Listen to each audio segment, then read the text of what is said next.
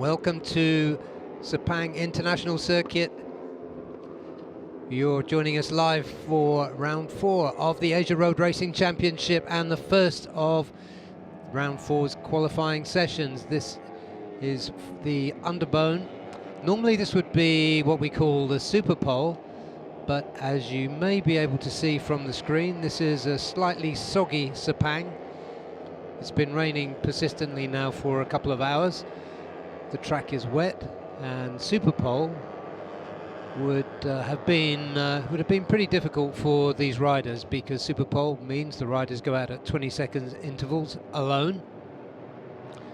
So Race Direction, in their infinite wisdom, decided that a better way to determine the first 15 places for the starting grid would be a shortened session, a 20-minute session, shootout. So all the fastest 15 riders from this morning's qualifying session are in this shootout, and that will determine the first 15 qualifying positions. So they're just out on their out lap at the moment.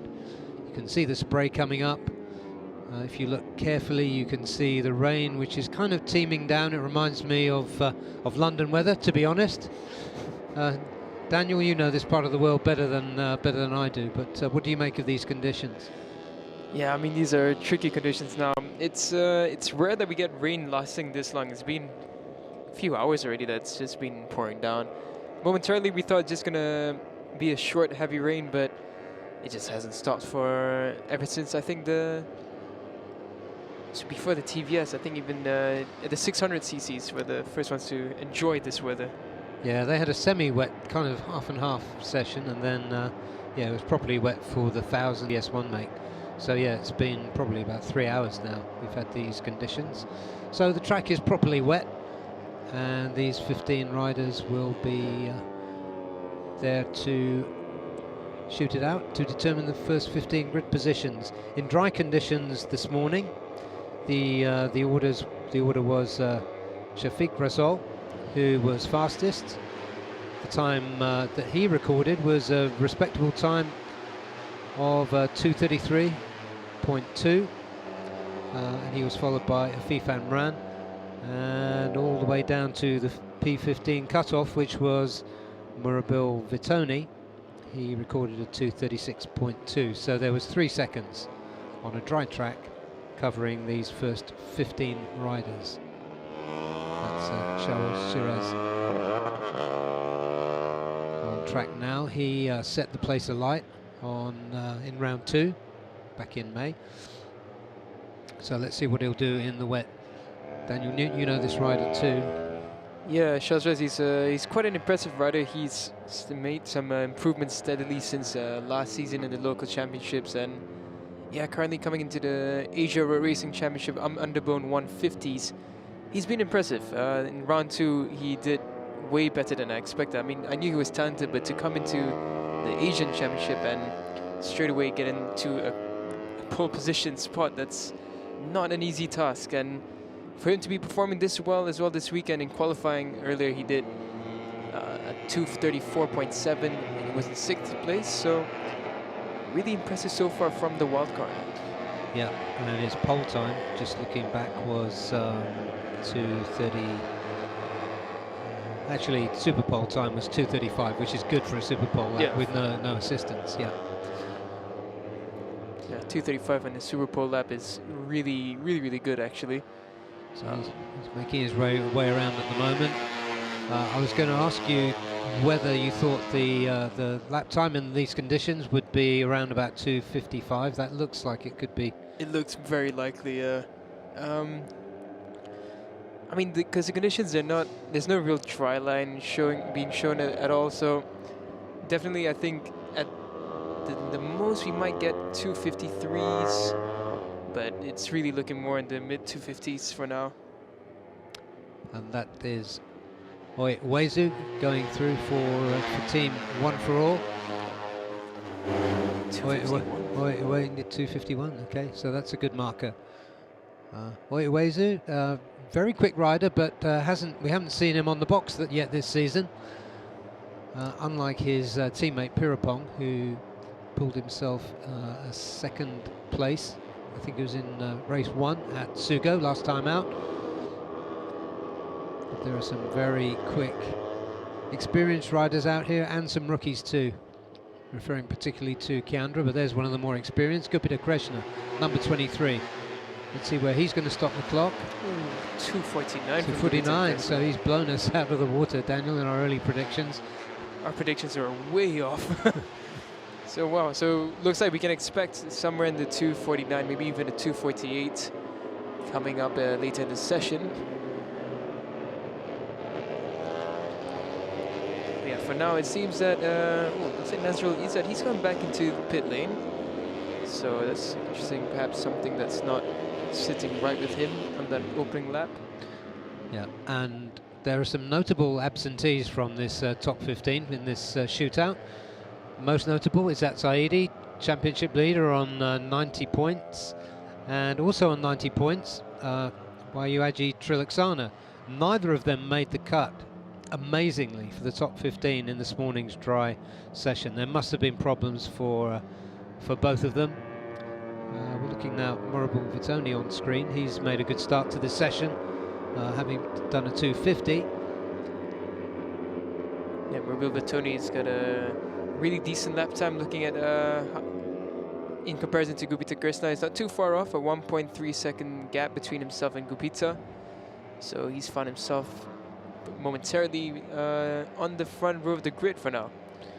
And we'll see whether that stands, because we still have about 11 minutes left in this shootout session. We know there's plenty of riders that will be looking at that front row spot on the grid. Shafiq Russell, look up for him as well. He's a decent rider in the wet. I think Pierre-Paul Peng as well, he's gonna pull out something special. He's doing a decent lap time currently, he's improving. Yeah, one thing we know about riders that have come through the Capri is that they will be used to riding in wet conditions.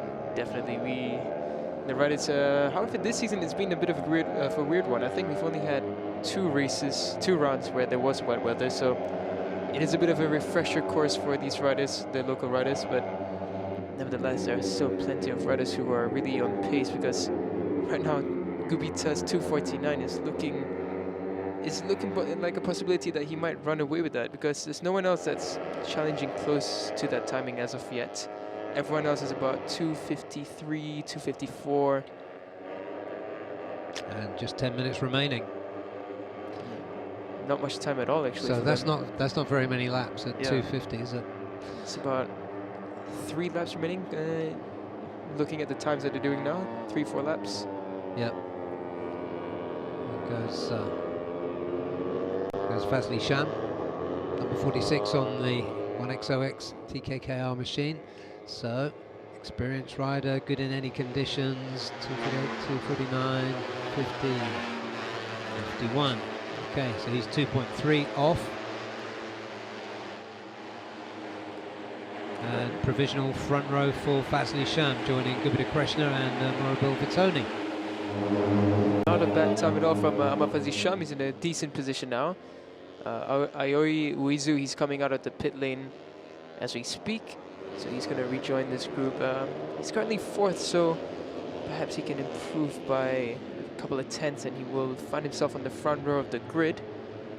Look at that, April King Moscato, he's not having the best of sessions yet. He's all the way down in 14th with a 2:55 863.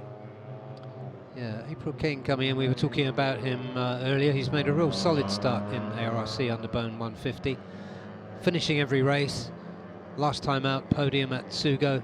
Despite going through there, ridden with a rider with a white helmet, is Pirapong Nui Boon Peng, the other team, all for one rider. And he's shadowed by Shafiq Rosley. In fact, now he's shadowing Shafiq Rosley. Tricky conditions. Once you lose the drive in these conditions, it's very hard to get the momentum back, because it's hard to open the throttle mid-corner when you're in really slippy conditions. And there we go. That was Afizat Subhat. We're trying to go on the outside of Pirapong, I believe.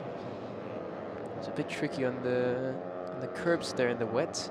Yeah, that's really messed up Pierpong's lap, so he'll have about another 2 if he's lucky.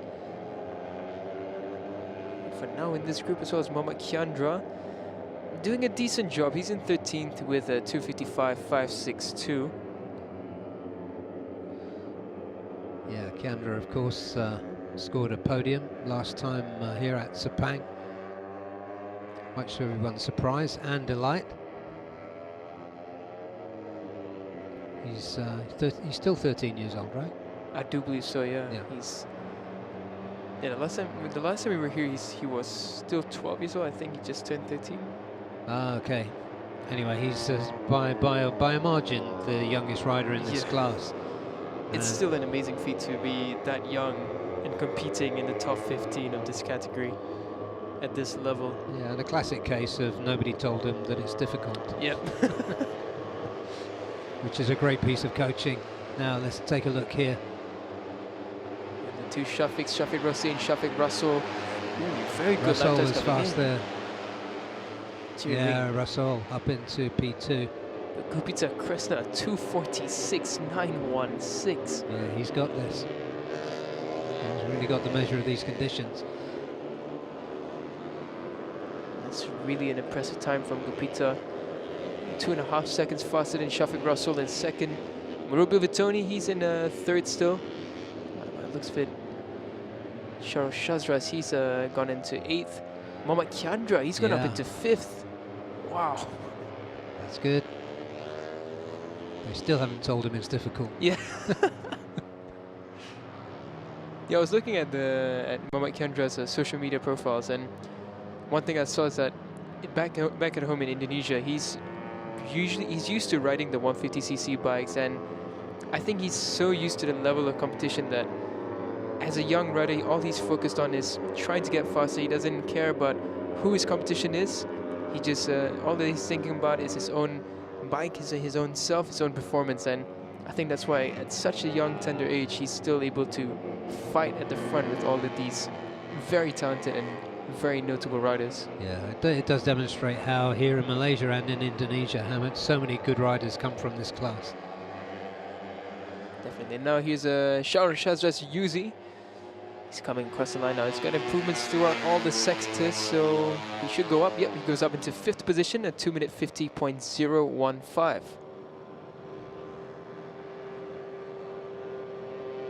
Everybody else quick here. Everybody, of course, is out on track. There's 5 minutes remaining. Nobody's got anywhere near, meaning not within 2.4 seconds of Gupita Krishna, 2 times champion. And he's had an up and down few seasons, Gupita. Riding now for a Filipino team. You can see that Gupita just letting everyone else get past him. See the likes of Afizat Supat there, Afif Amran there. I do believe that's Nazrul Izzat who's found himself in the back of this group, I think. Yeah, he could do with hauling himself up, and we know he's capable of it. So he's currently at the bottom of this shootout group in 15th position. You're looking at number 50 there, Afif Amran. Currently, he's dropped down from where I was expecting to see him, currently 11th. Yeah, Afif Amran, he's not had the best of weekends. He just managed to make it into the Super Bowl, or what is now Shootout, with a really good time of 2:33.698. But in this session, this time, he's struggling a bit. And by the looks of it, Hafid Pratamaditya improves up into second at 2:48.938, but still trailing by 2 seconds of Gupita Krishna's time.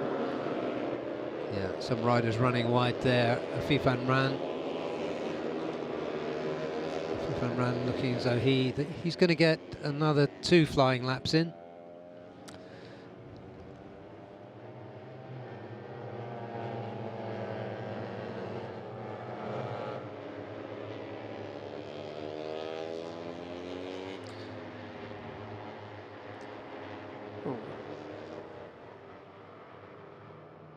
So looking from the bottom up, we've got Nazrul Izzat currently holding this up. Afif Amran dropped down to 14th, Oiwezo 13th, and Pierpong Louis Bumpeng 12th, and just above him in 11th position is Giancarlo Maurizio. And on your screen there is Nazarul. We know he's got more in him than 15th position. What are his sectors looking like? His first sector so far, that's an improvement for himself, but it's nowhere near the first sector of the top 10 riders. So he's got to find a little bit more. Perhaps something's not right with his bike currently. But for now, Gupita Krishna, a really strong sector 1 time. That's the fastest sector 1 time that we've had. Second sector decent as well. But looks for Abram King Moscato. He's found his pace a bit. He's up into 3rd on the last lap. Yeah, decent performance from him. So he's provisional front row now, P3. 2 minutes left, which means one more lap after this one for most of the riders out there at the moment.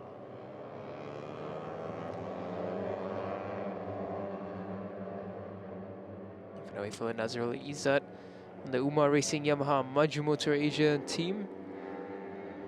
He's definitely no slouch. We know that he is someone who's capable of putting in race-winning performances, so this shootout so far just hasn't been the right session for him. Yeah, he raced to win at Sepang last time. So this lap is definitely not going to be the lap that pushes him up into the top 10, so he'll have to hope on the next flying lap that he's going to get. That will be his last one for sure, with counting down towards the final minute. So the riders that get across before the checkered flag will get one more lap, and Nazra will be one of them. And he needs to make it a quick one. Gupita 46.909 at the top, and Shafiq Rasul 247.5, so he's within 6/10 now of Gupita. And Murabil Vitoni has pulled himself up as well. 247s, Fazli Sham also in 247s. Those are the first 4. They've closed the gap down with Gupita. I think when Gupita crossed the line, I think the riders behind him were all just trying to follow. If we're looking here, yeah, definitely Gupita there at the front. He looks like he slowed down and backed away from doing another lap. Probably worried about towing too many people with him, but we're on board now with Ahmad Fazli Sham, currently in 4th with a 247.7. Nice onboard shot. That's probably about as much as he can see. Oh, and that's one of the Cardinals bikes down. That's Afif Amran. That's a fast place to crash too. That's turn 5. Yeah. So Afif, he was running down in 14th, so that was really the last opportunity for him to try and claw back the gap. But oh, he's just lost the rear there. It's a really fast crash for Afif. Yeah, I'm not sure who the rider was behind him. That gave him something to think about. Yeah. There's a lot of turf there that he's taking back to the pits.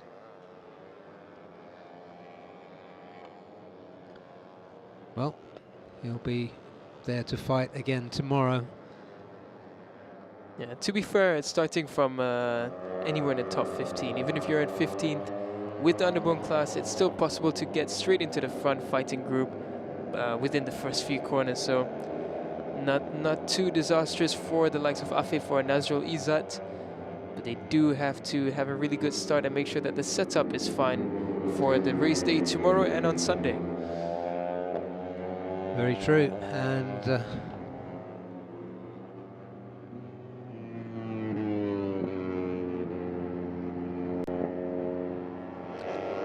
so the checkered flag is out now, and it looks like Gupita Krishna is at the top. And Daniel is going to go down and talk to him in Parc Fermé when he comes in. But that was a convincing performance there from the double underbone champion, the Indonesian Gupita Krishna, riding for the 4S1N Yamaha racing team, a Philippine-based team that the Indonesian has gelled very well with over the last couple of seasons. He's coming into the pits now. Very decent job by him, and it's not only in the wet. he was doing well all the way through free practice. So good weekend so far for Gupita Krishna, and he's backed himself pole position as he just bumps his way into technical control to be checked over, and then he'll be talking to Daniel when he's got his helmet off. Let's take a look at the results now. This is the shootout for the first 15 grid positions. Gupita Krishna on pole with a 246.9. Behind him, Shafiq Rasool. In third place, outside of the front row, Murabil Vitoni. Fourth, Ahmad Fazli Sham. Sharul Shiraz Sharol Yuzi in fifth. Sixth place, Hafid Pratamaditya, I beg his pardon, 248. Seventh, Giancarlo Maurizio. Eighth, Shafiq Rosley. Starting from 9th, April King Moscado. 10th, Kiandra Ramadipa. 11th, Pirapong Louis Bumpeng. 12th, Afizad Supat. 13th, Oy Uwezu for Team One for All.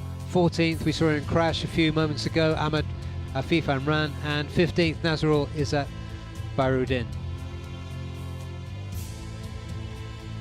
So those are the first 15, and missing from there, if you've just tuned in, are two notable absentees. Wayu Aji Trilaksana, who is joint championship leader, let's say, with Izzat Zaidi. If we just take a look out, the sky is that brightening, ever the optimist, but we are going to go down to Daniel now, who will be talking to Gupita Krishna. Sekarang kita ada bersama Gupita Krishna. So Gupita, tadi memang session yang susah sebab hujan. Tapi bagi Gupita, macam mana session tadi? Sebab kita nampak Gupita pada awal session memang sangat laju. Saya, terutama saya, di dalam kondisi hujan ini saya sangat suka sekali. Posisi trek basah saya sangat suka, like sekali dengan posisi kayak gini. Dan saya juga sudah mengalami waktu race tahun berapa itu, sudah saya pernah mengalami kondisi di Sepang, kondisi hujan, dan syukur alhamdulillah saya di Super Pool ini mendapatkan nomor 1, dan besok saya di grid 1 pole position. Alhamdulillah. So Nathan, apa target untuk perlombaan esok? Apa target untuk race esok? Untuk target buat race besok saya akan semaksimal mungkin, dan saya akan berusaha untuk podium pertama. So last kali boleh kasih satu message untuk fans-fans Gupita di Indonesia? Ya, saya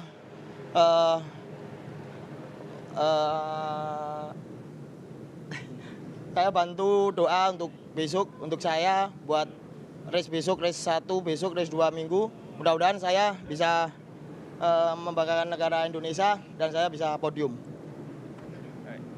Thank you Gupita, and good luck for tomorrow.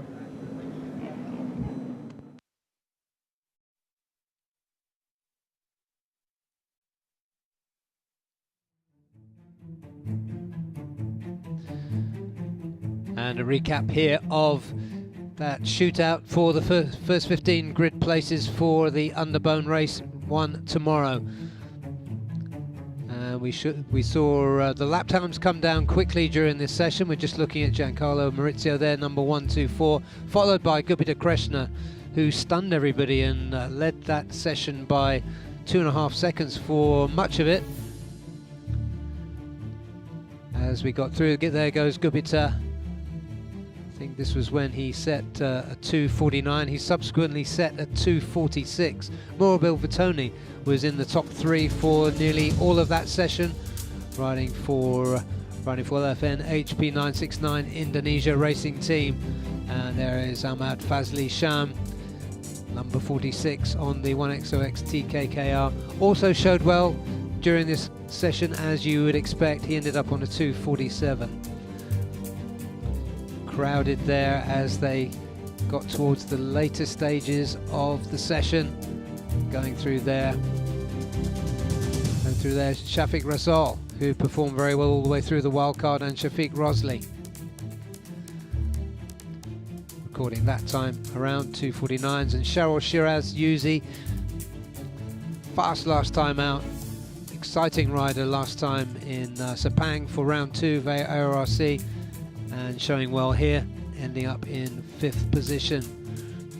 There was Afif Amran on the outside there, just going round Sharol. Nice onboard shots here. We're riding with Ahmad Fazli Sham, and there goes Afif Amran in the late stages into the grass. He was okay, but took away a lot of turf. And good bit of Krishna, crossed the line, hand up, first place. Fantastic job for the Indonesia.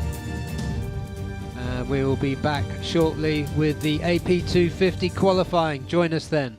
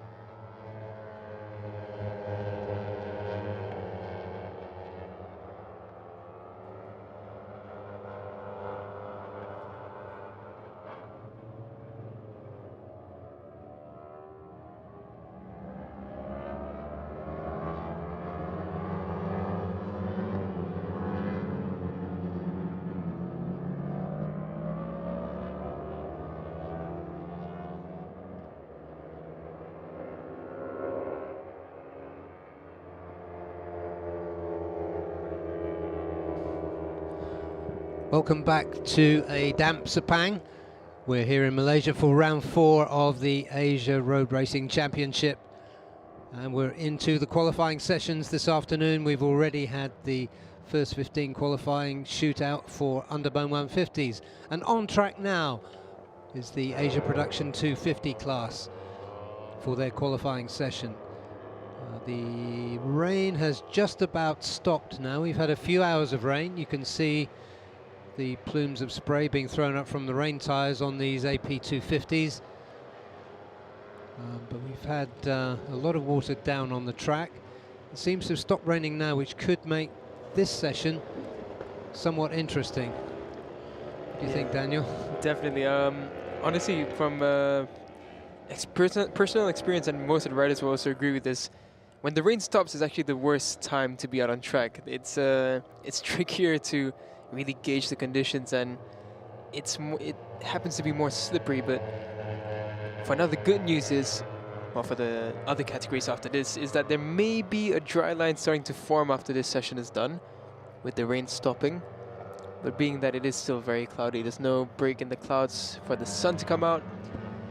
That seems just quite unlikely. But for now, it's going to be dependent on the riders being able to gauge the conditions, understand their bike well in these very damp weather conditions, and really just be able to complete the lap without making a mistake. Yeah, and the track condition could change, or probably will change a little bit every lap. So that's the challenge. We're looking there at Anggi Setiawan, who is fast in the dry conditions. He's being shadowed now by Setu Rajiv, number 80 on the Honda India machine. And we tried guessing the lap times in the wet session in Underbone, so maybe we won't bother this time. But we'll look instead. We were about 10 seconds out in the end. Yeah, we probably just give wrong expectations immediately. Yeah, but now let's look at Aiki Iyoshi and Andy Mohammed Fadli on the Motul Sniper Manual Tech Racing Kawasaki's. Both very quick riders. Aiki Iyoshi had the better of his teammate during free practice. There is an equalization formula that works, multi-part formula that works in this class. First of all, to even out the machines, meaning between the Honda, the Yamaha and the Kawasaki, so that gives them different rev limits. And then if one rider gets ahead of the others in the championship, then once they get a certain number of points ahead, they get a cut in revs. Andy Mohammed Fadli, who's been at the top of the championship all season and remains there at the moment, has had 2 rev cuts, so he's missing 1000 cc. That might matter less in wet conditions, but let's see, he's tracking his teammate at the moment. Nothing much to choose between these two on speed, but Andy has been better, it's fair to say, on consistency over the course of the season. Yeah, we've seen Aiki Iyoshi, he's been getting really close there, Andy and Aiki. But Aiki Iyoshi, he's been well within the fight for podium spots, but he's just been, as you mentioned, not as consistent as Andy. We know that Aiki is definitely capable of fighting for the top spots, but just whether or not he can stitch it all together and really put out a winning performance.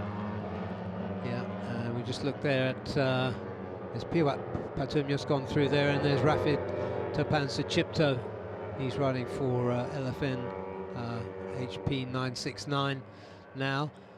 Very experienced rider, international experience, and well aware of his capabilities.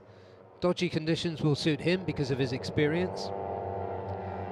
And he's running with Piawat, who's so far had one of his best showings in AP250 so far this season. Yeah, Piawat's looking pretty good in the 2022 season, and here in Sepang as well, he's looking exceptional. He's done a really good job for himself. In 4th place was his overall practice result. His fastest lap time, 2:26.658, coming in the 3rd practice session. So he'll be looking to capitalize on a good weekend so far and try and qualify either on the second or the front row. Yeah, he's giving Rafid, who's currently top, a run for his money at the moment. And notably in P2 is championship contender Reza Danica Arens for Astra Honda. We'll probably take a look at him in a moment. But these two guys are quick. Rafid Topan scored a podium in Buriram in the first round. I think it was the second place. I'm going to check now, but I remember it because he told me on the end of Friday he was going to finish on the podium. And sure enough, he did it. For now, there's Piawat and Rafid Topan around turn 15. You can see really the spray coming up as they get into the braking zone for the last corner. So I do suspect that the lap times will drop quite a bit as the session progresses. And look at the top now. Oh, okay, look at the top now. It's just changed again. Aldi Satya Mahendra went there briefly until Rafid crossed the line and reclaimed the top spot for LFN HP969.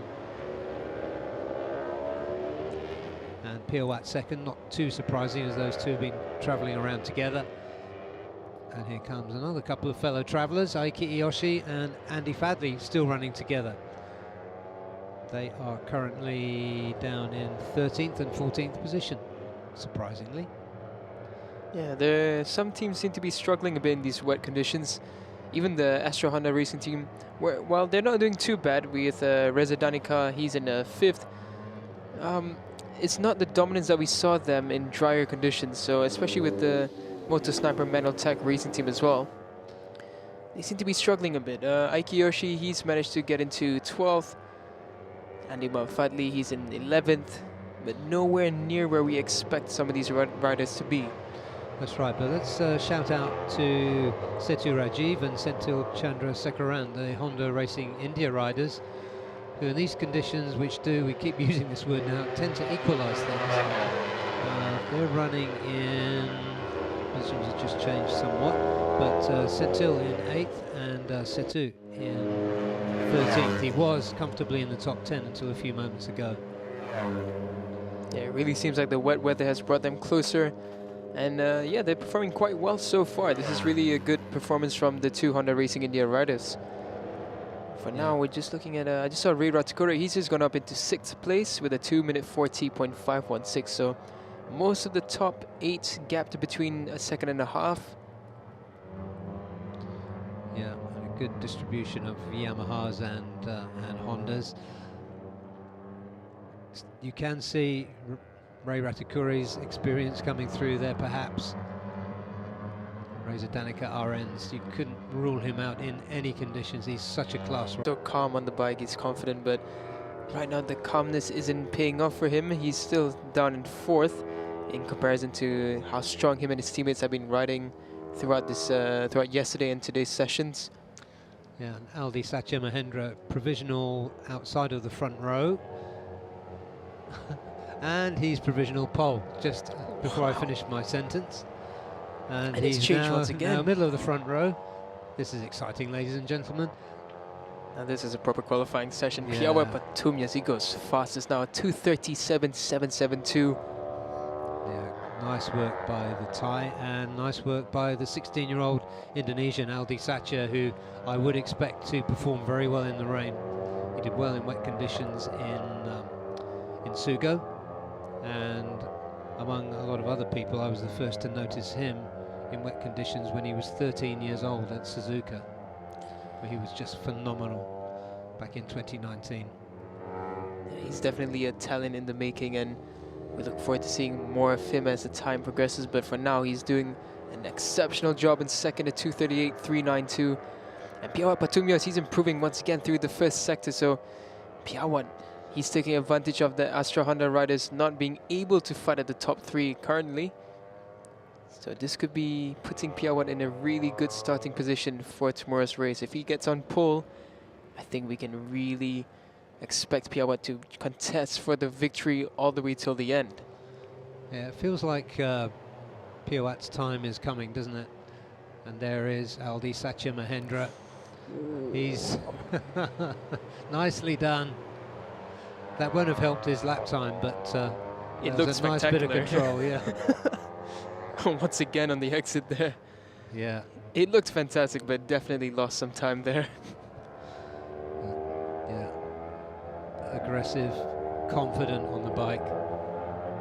As you said, Daniel, a really class rider and one to watch. Yeah, it seems that Adinanta, Putra, Herjanatna, Fridas and Reza Danica, the 3 Astra 100 riders have gone back into the pit lane, but here's what happened at turn 9. Amazing control to be sliding like that in the wet conditions. That's Yeah, that was two-wheel drift. Yeah, that's quite a skill. So Ali Satya, you can see that his third sector has really slowed down thanks to that. But he's at the back straight of the Sepang circuit now. Behind him, there's Piawat. He will have seen what happened at turn 9.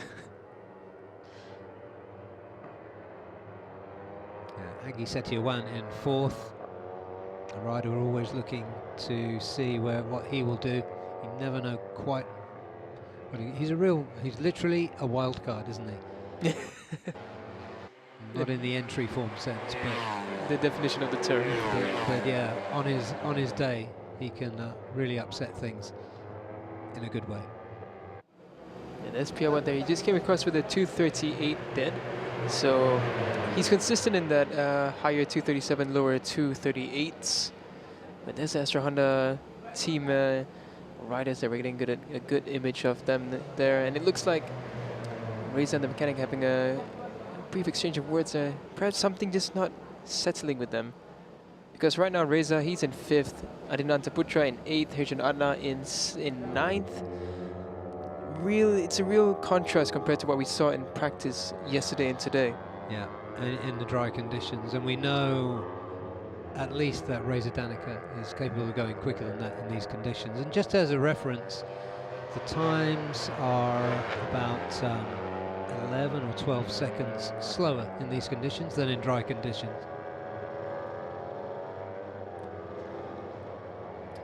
Akid Aziz, shout out for him, as we often do on the 1X TKKR machine, in 11th currently on a 2:41.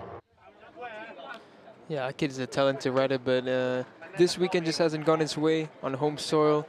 So he'll be trying to find a little bit more with the team to contest strongly into the top 5 positions, because for now, even top 10 is a struggle for him. Yep, and Agi Setiawan up into 4th as we were speaking, and Setu Rajiv is got himself into 7th, so good work from him. That's a really good job from Setu Rajiv, up into 7th place. Previously, they were always fighting in 15th, 14th, and to be this strong in the wet session, 7th place, it's a real top job from Setu Rajiv and the Honda Racing India team. For sure, look at the 2 guys behind him, Adinanta and Herjan. Yeah, those were our front runners in the previous session, so Exactly. a really good job. Aldi's not on it this time. Didn't see quite what happened there, but perhaps they're inviting each other to have a cup of tea in the pit box afterwards.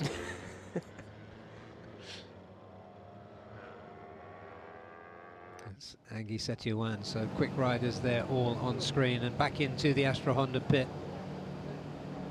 They are all in, all 3 riders. It's interesting, I don't see the mechanics really working on the bikes. Oh, so we're getting news that at turn 4, rain has started to fall again, so I have a feeling once again, the Astra Honda racing team, they were probably waiting for later on in the session when things might get a bit slightly, well, I can't say drier, but less damp. That's it, but it's now getting more wet. Yeah, it's apparently starting to rain again from the information from a cameraman that we just gotten. So it might be a tactical play by Astra that's gone wrong once again. Yeah, and in comes Piawat with 12 minutes remaining on the clock. If it starts raining all over in the next 1 or 2 minutes, Yeah, ripple of appreciation there for the young Thai as he goes back into the garage. Yeah, he's done a top job, hasn't he? Yeah. I think I'm right in saying I remember him winning the Suzuka 4-hour race, which they do on 600s, with Muqtada Sarapach, maybe 3 or 4 years ago now, but that was in the wet. Almost the entire race was wet. Yeah, Pia was a confident rider in the web, but Andy Muhammad Fadli into second place. Even with the RPM restrictions that he has, the equalizer, as we've said many times already today. Sounds better, doesn't it? It does sound really good, yeah. But yeah, it's amazing. He's up into second now, and Aiki Yoshi, his teammate, is up into sixth. Yeah, Seto Rajiv still in the top 10, and he's in the pits. And there's a bunch of riders, including the Astra Honda riders, on their outlaps. 1, 2, 3, Razor. Oh yeah, you can see the rain coming down now at turn 4 there. So it has started to rain. The 3 Astra Honda riders have come out of the pit lane as well.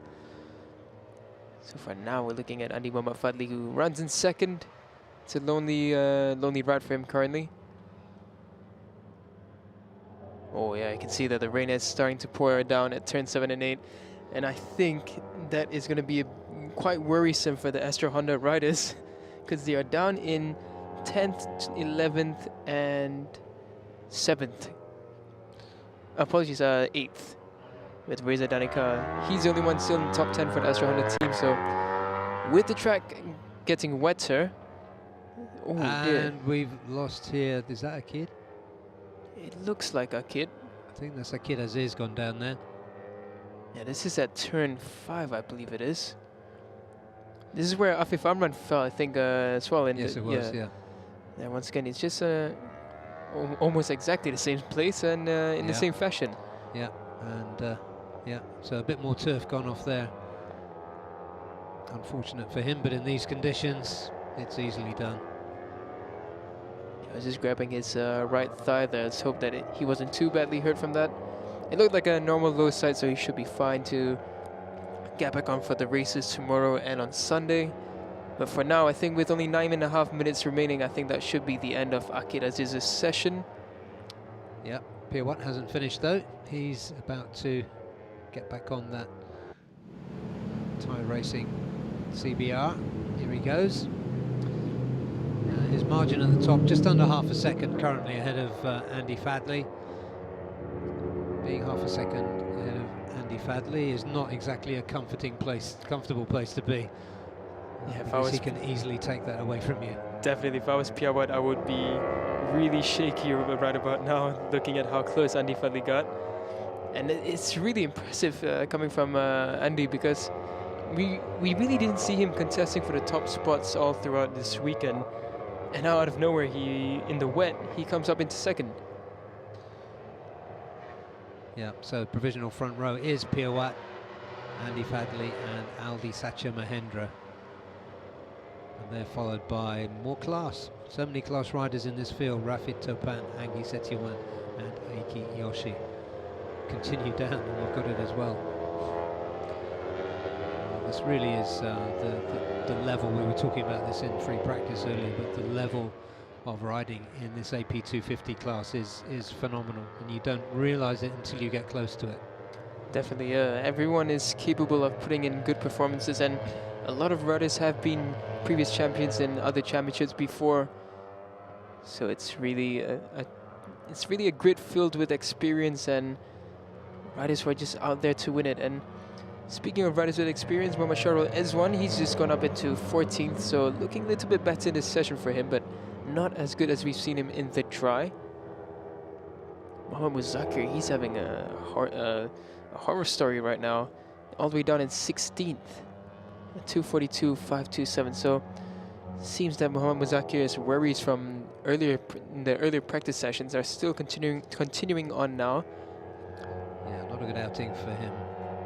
It's Herjan going around there. He's been the most impressive of the Astra Honda riders. In the dry, he is currently 11th. Reza Danica, as you might expect in these conditions, is the quickest out of those three. And the interesting one, I really expected Idlan Hakimi to be higher up the order in these conditions, but he's all the way down in 17th. So it's just not going right for the Bunsi Honda Racing team on his side of the garage. But for Irfan Haikal, it's not too bad. He's up into 12th with a 241.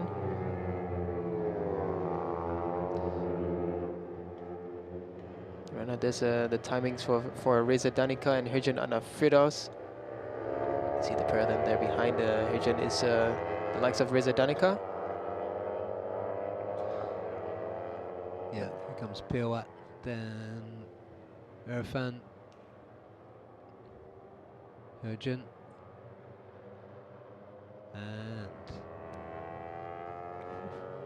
Adelanta. The amount of spray coming from the tires of the bikes down into turn 15 is really huge. So yeah, on this shot as they go around the final turn, you can see the rain. yeah, So let's see what Herjan stops the clock at this time. He does improve up into 7th. Oh, Adinanta Putra up into 2nd. 2:38.093. Here comes Reza Danica. What's his timing look like so far? It seems he's improving through each sector, so there's going to be a good one from Reza Danica. Goes up into 9th.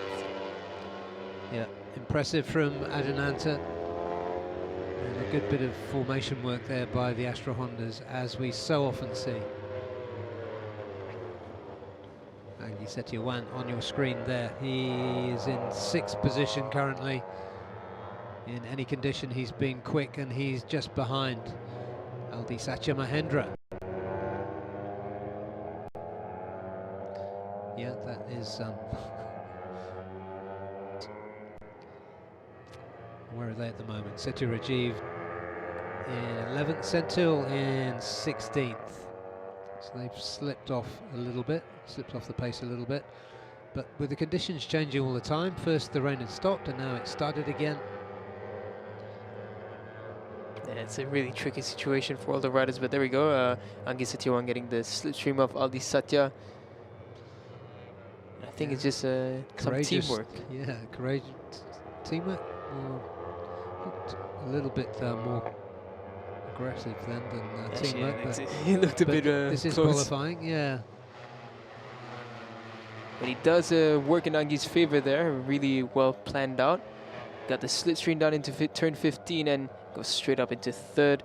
2:38.128 from him. Yeah. The fastest first sector as well. Yeah, that was a classy lap. So here it comes now. Aki Yoshiden and Andy Muhammad Fadli. Andy currently 4th. And Aiki 8th.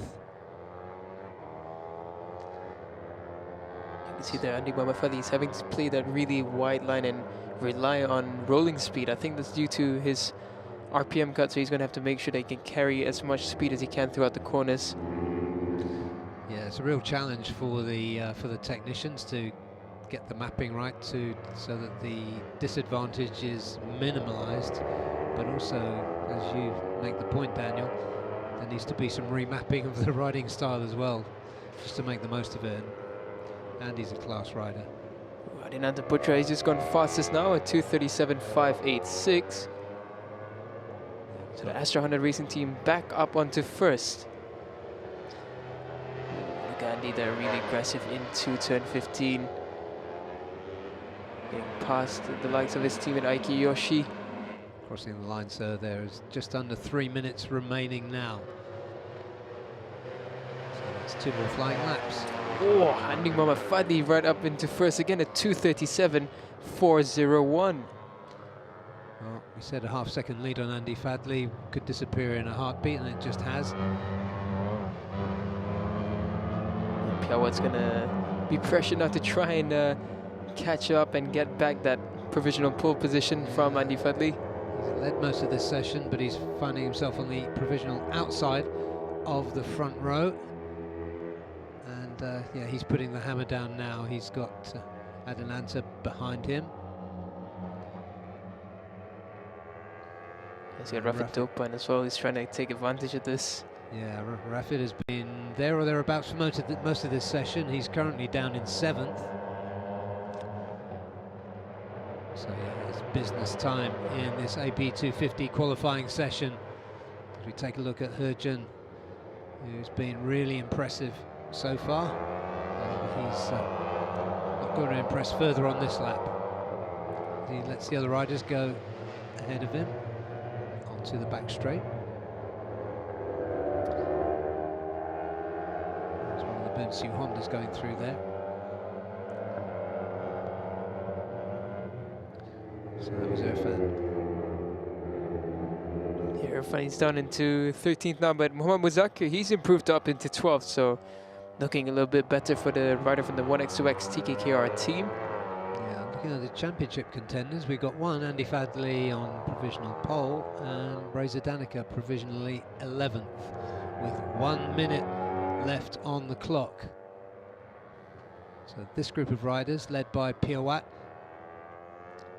is coming into the final turn now.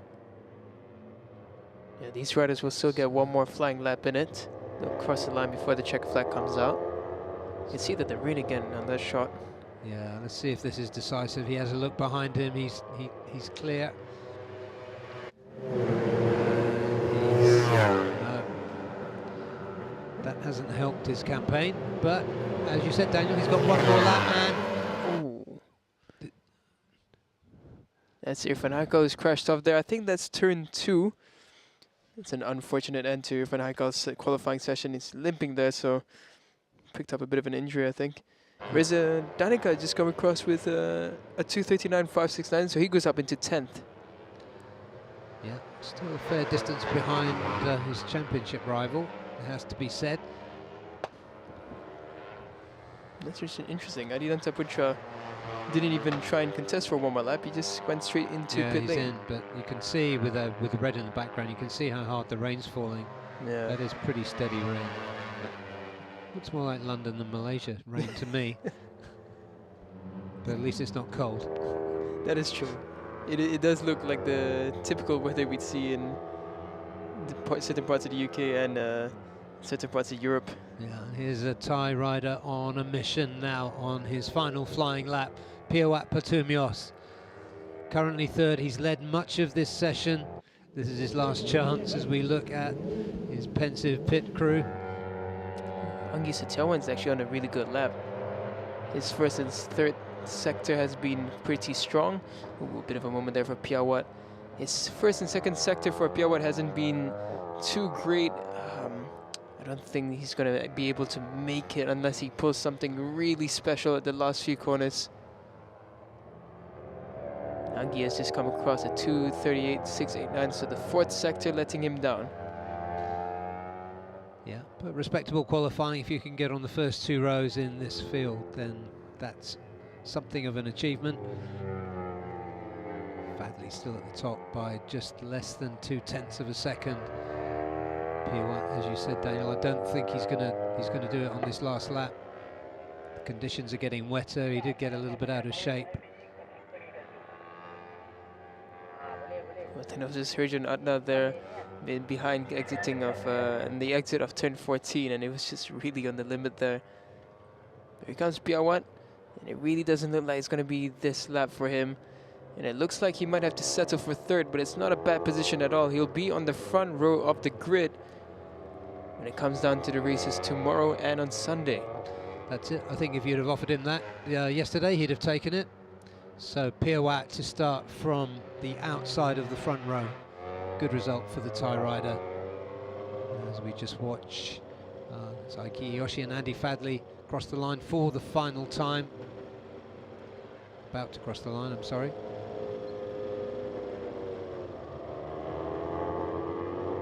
You just saw Reza Danica, he's gone up into 6th place, so a good last minute effort from Reza Danica. He's right in front of his teammate Herjan Adna in the 7th. Yeah, that's it. So that's it. That's confirmed that Andy Fadley will start from pole position, the championship leader. He will have alongside him Adinanta Putra and Piawat Patumios. Daniel Bogas is on his way down to interview Andy when he comes off his cooling down lap. And let's take a look at the provisional results for qualifying. Pole position for Andy Mohammed Fadley, in 2nd place Adinanta Putra, outside of the front row Piawat Patumios. Leading the 2nd row Aldi Satya Mahendra, the 16-year-old Indonesian. Anggi Setiawan 5th alongside him, and Reza Danica came up to 6th late in that session. 7th Herjanatna Firdaus, and 8th Rafid Topan Suchipto for LFN 969. 9th position Aiki Iyoshi, the only Japanese rider in this class. Alongside him, Rei Ratakuri. 11th, Fitrian Zakete. 12th, Muzakia Mohammed. 13th, Irfan Haikal Amidi for Idemitsu Bunsu Honda. 14th, Satu Rajiv for Honda Racing India. 15th, Sharol. And 16th, Sentil. 17th, Akid Aziz, who we saw crash. 18th, Idlan Hakimi Radwan. 19th, Leong Nan Si. And 20th, sorry, not 20th, Cao Vietnam is not around this weekend. Those are the qualifying results. And let's have another look then at what was a challenging qualifying session as the condition changed throughout. At the beginning, as they came out onto the track, it was not raining.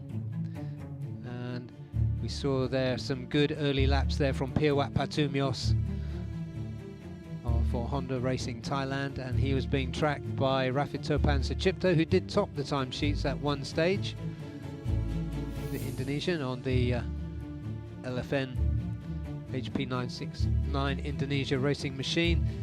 These two riders for Motor Sniper Manual Tech Racing, Aiki Iyoshi and Andy Mohammed Fadli, did a lot of circulating together and in the end did a good job. Here is Aldi Satya the exciting young Indonesian, getting out of shape, controlling it beautifully and performing well all the way through, eventually to take 4th place. Little foot off the pegs moment there for Patumios, who chose to slow down. Taking a look around there, I think there was a, let's call it a misunderstanding between him and Aldi at that point. Andy Mohammed Fadli kept his powder dry there. We see the unfortunate Akid Aziz sliding off there and collecting a load of turf on the outside of that turn. There's Herjan Atnafadus, the number 46, going inside Irfan Haikal. Back once again with the green machine of Andy Fadli, who kept the hammer down. Aiki Iyoshi was going with him, but he pulled out a late lap of 2:37.4, as you saw. Adinanta Putra came good late in the session too. Andy Fadli crossing the line. So Andy Fadli on pole, and we will be going live to Daniel to talk to the pole position man for tomorrow's race.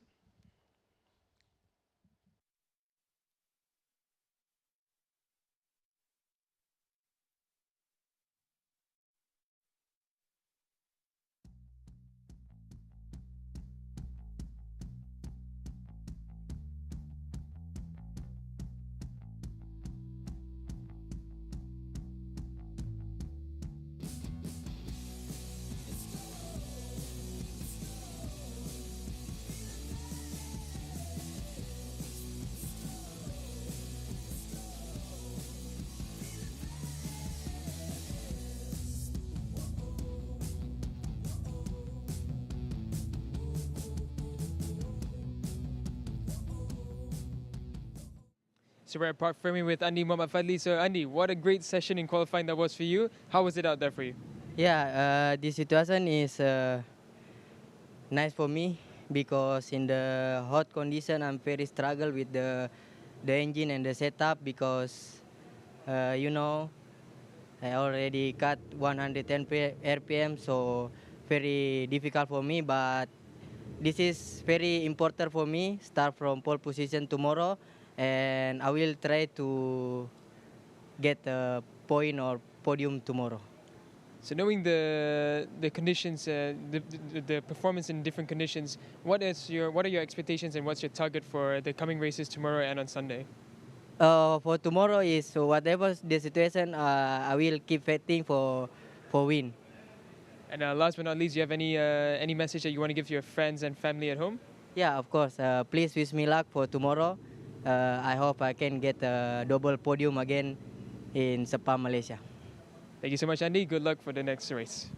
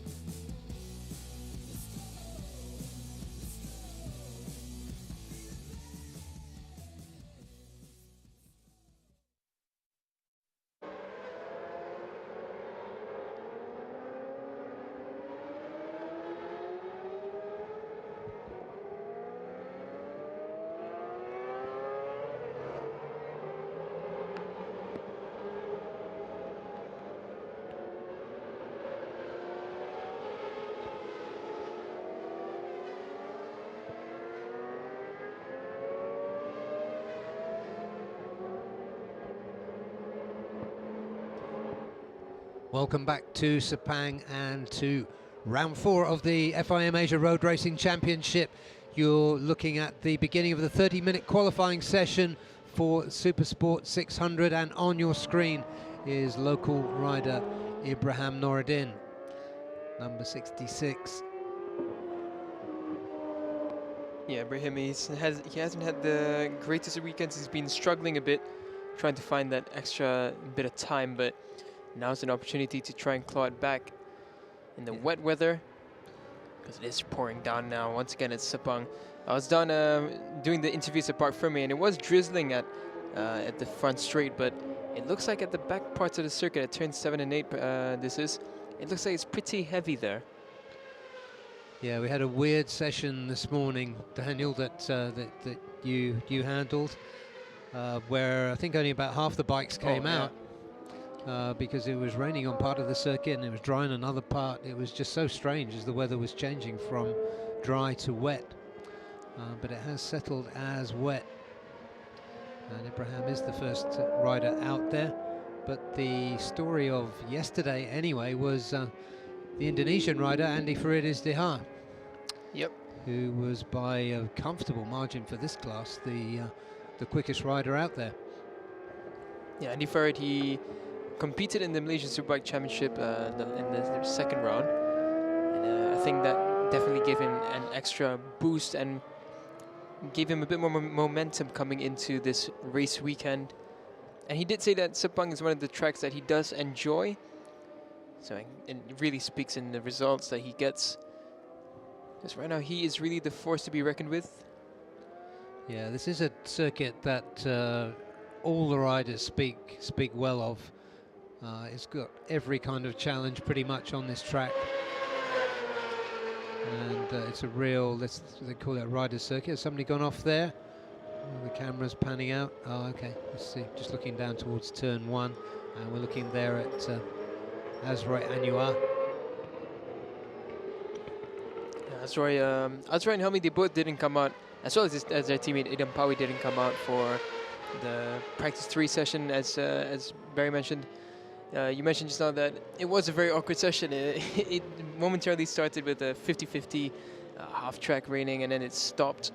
And we thought, okay, it's going to start drying up. And that's when we saw the Astra Honda team putting Irfan and the likes of Andi Farid out on the slicks. And the second that they came out, it started raining again. So it was a plan by the Bunsi Honda team to just see out the conditions, and ultimately they didn't go out.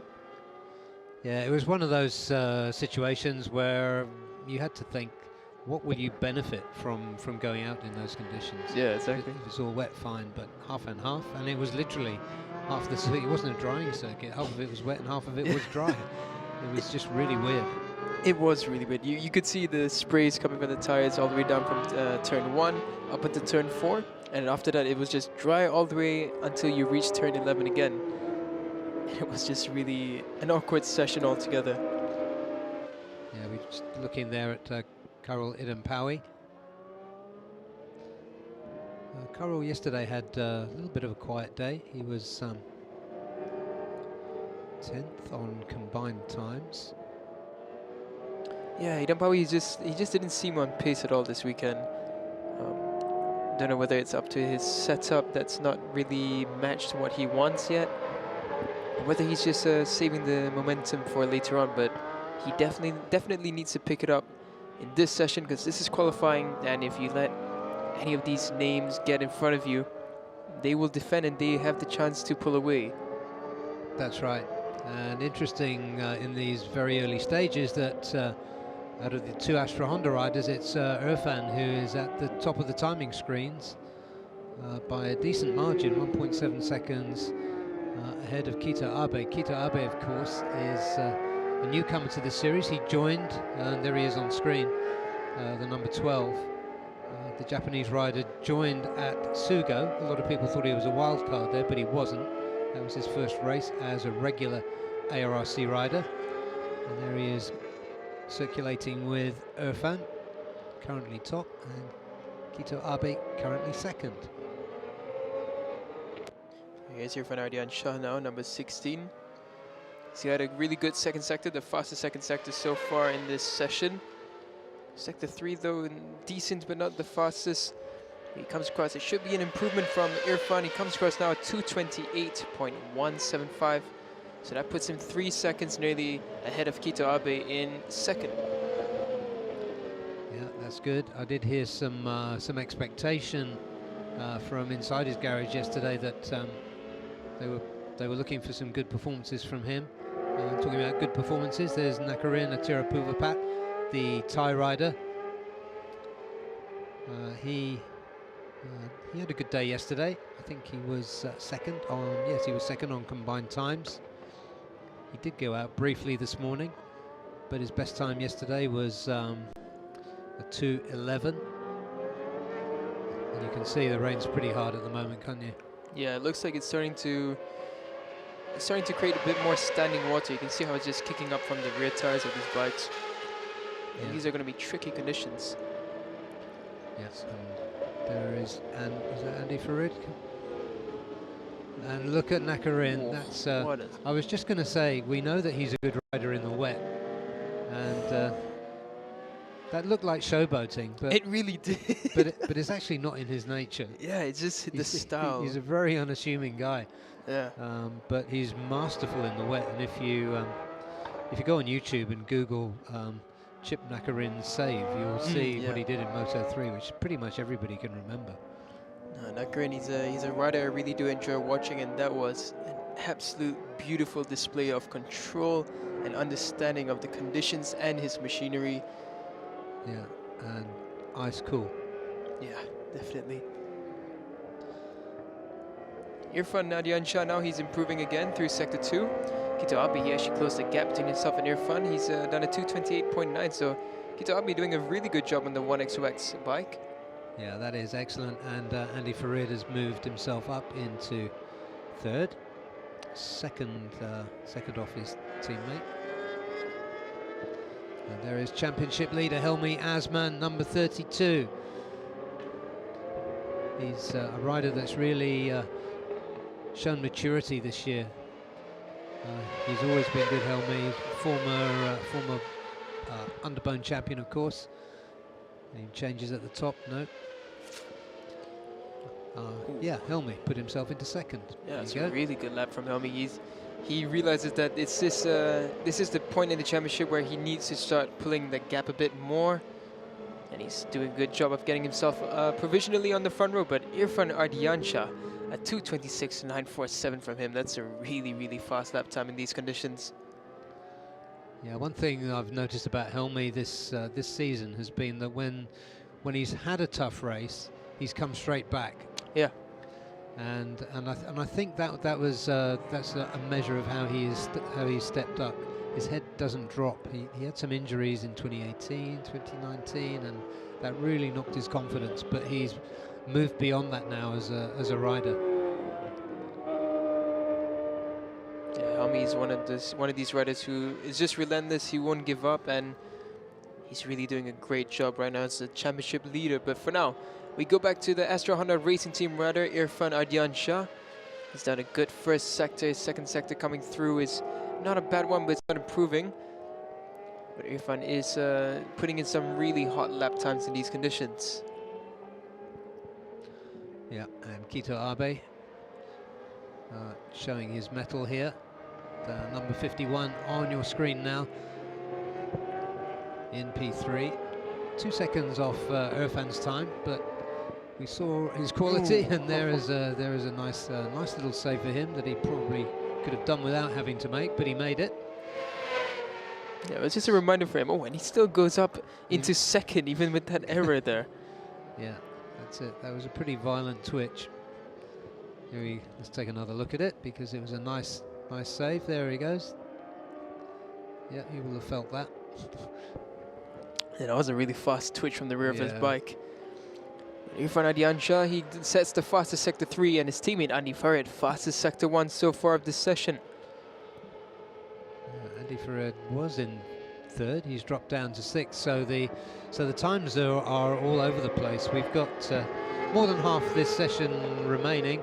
So let's watch as Roy and Helmi cross the line this time around. And what have we got?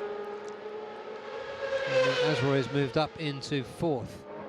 Oh, And another twitch there. You can see how challenging these conditions are. That was Andy Faridis Diha, or Andy Gilang, as his legion of fans know him in Indonesia. yeah, everyone's just getting a bit of a reminder that, hey, the track is wet. They just get on the gas here. You can see Irfan, sorry, Andy. Yeah, there he goes. Yeah, Oh, and it's a violent twitch too, Yeah. from both him and Quito just now. yeah. I could feel that between my L2 and L3. But even with the twitch, Andy Farid's still on an improving lap. So it's good. He's good through Sector 2 and Sectors 3, so he should be able to pop up into the top 5. Speaking of top 5, Ibrahim Noureddin, he's made it up into 5th.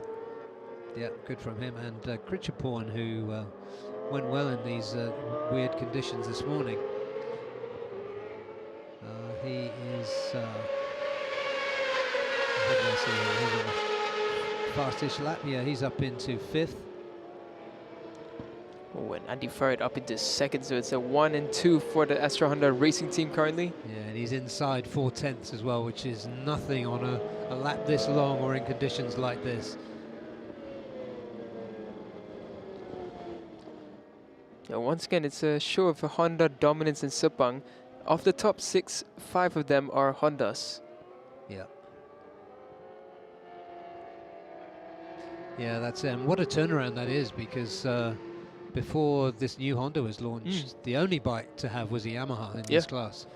The Hondas were nowhere in comparison to the Yamahas a couple of years back, and they've really made really good improvements, and it's showing now. They are leading most of the 600 categories that we have across the region.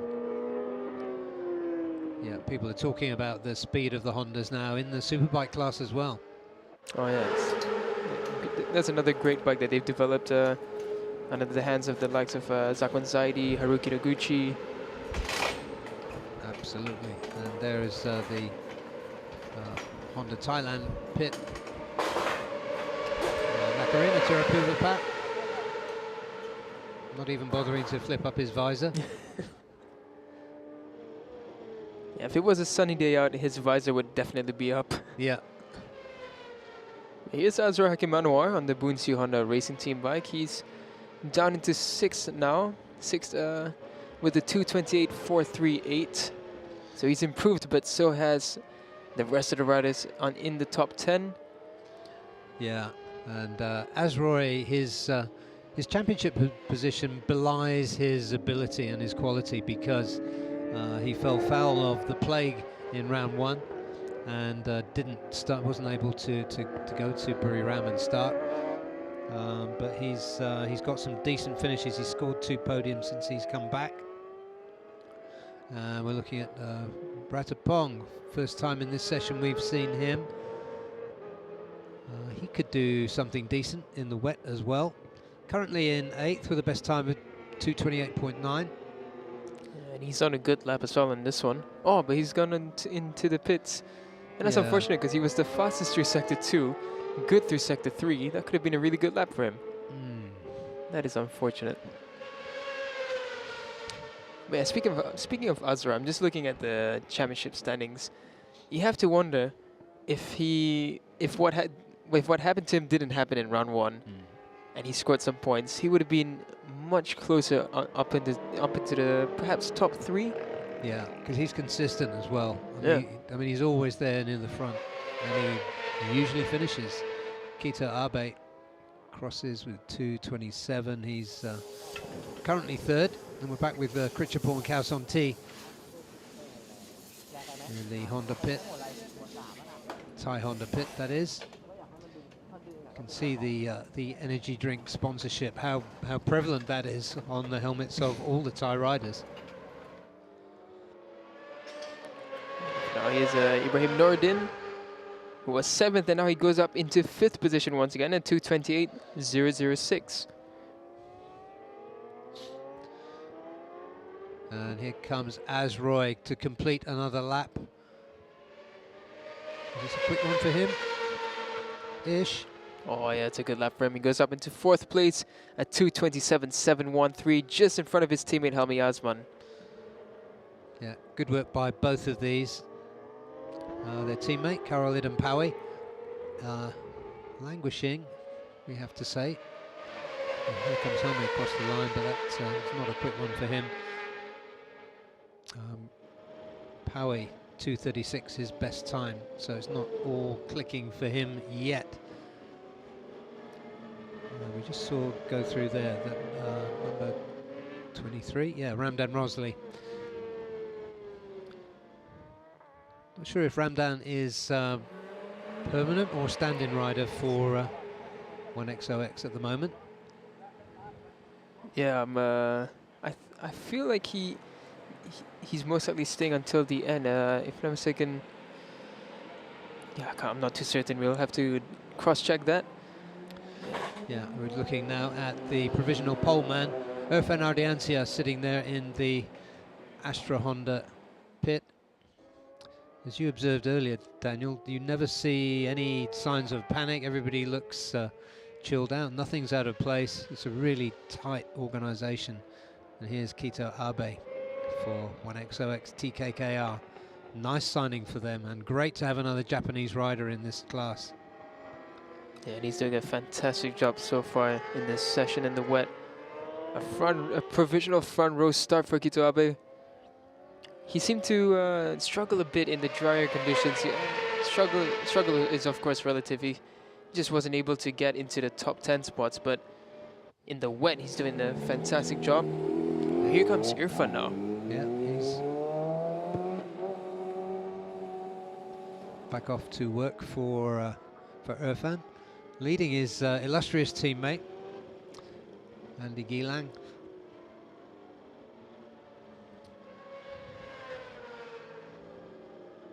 Ibrahim Nordin, he's just come across the line with a 2:27.4, so that puts him into 4th position, up ahead of Azroy and Helmi Osman. Yeah, clear track behind him for Irfan as he pulls out of pit lane.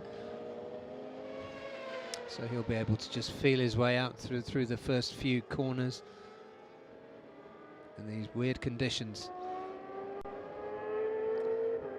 And here we've got Ferozi Torakatula. First time we've seen him in this session. He's currently lying in 8th place, having done a 2:28.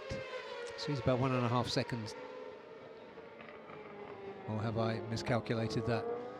Anyway, he's done a 2:28. Yeah, but Ferozi, he's on a good lap. There should be an improving lap from him. He comes across the line now. Foot slipped off the pegs there as he was coming through, but Yeah, I think he's... that. Yeah, that was a pretty decent lap. Yeah, it's up into 5th for him, so it's provisional 2nd row. But Andy Farid, he's on a really good lap. Fastest sector 1 and 2 from him, and improved sector 3 as well. So here he comes down the back straight. He's looking at a provisional pole lap. And look at the spray coming from the tires of Andy Farid's bike. Yeah, it's difficult to tell how hard it's raining, although this shot is one where you can usually see it doesn't look too bad at the moment. It looks like it's slowed down a little bit. But here comes Does Andy look like Farid. a quick one. Oh, it is a quick one. 2:25.079. 1.5 seconds faster. Well, we know what a class rider this is. And wow, that was it. That's a hell of a jump. That's a monster lap from him in these conditions. 2:25.079. 1.5 seconds nearly faster than Irfan Ardiansya. Yeah. And so we got the first Astra Honda 1 and 2 in order, as you would expect from the seniority of the riders. As we look again at Azroy, what can he do from currently P6? He's 2.5 seconds adrift. Suddenly, Andy Farid Izdihar has made the task look much harder. Yeah, he's really put the benchmark a bit further than where it was the lap before. So for now, Azroy, he's on an improving lap, so is Helmi Osman. But they will need to find about 2 seconds to be anywhere near Andy Farid's time. It's a massive ask, as Azroy puts in another decent lap. 227.3 in these conditions. That's good. Yeah, he goes up into fourth, which is a great great spot to be, but even in fourth, he's 2.2 seconds behind Andy Farid. What an amazing time that was from Andy. Yeah, and here he is. We're taking another look now at Ratapong Willrot, the 2018 Supersport 600 champion. That was the last year in which 600s were the premier class in Asia road racing. He hasn't reached his own expectations this season. He has struggled a bit throughout. There have been some injuries, been some bike problems, but 1 or 2 crashes, so we know he's capable of more. He's a very highly rated rider in his home country. His illustrious brother, Ratapong, will tell anybody who wants to listen that Ratapong is faster than him.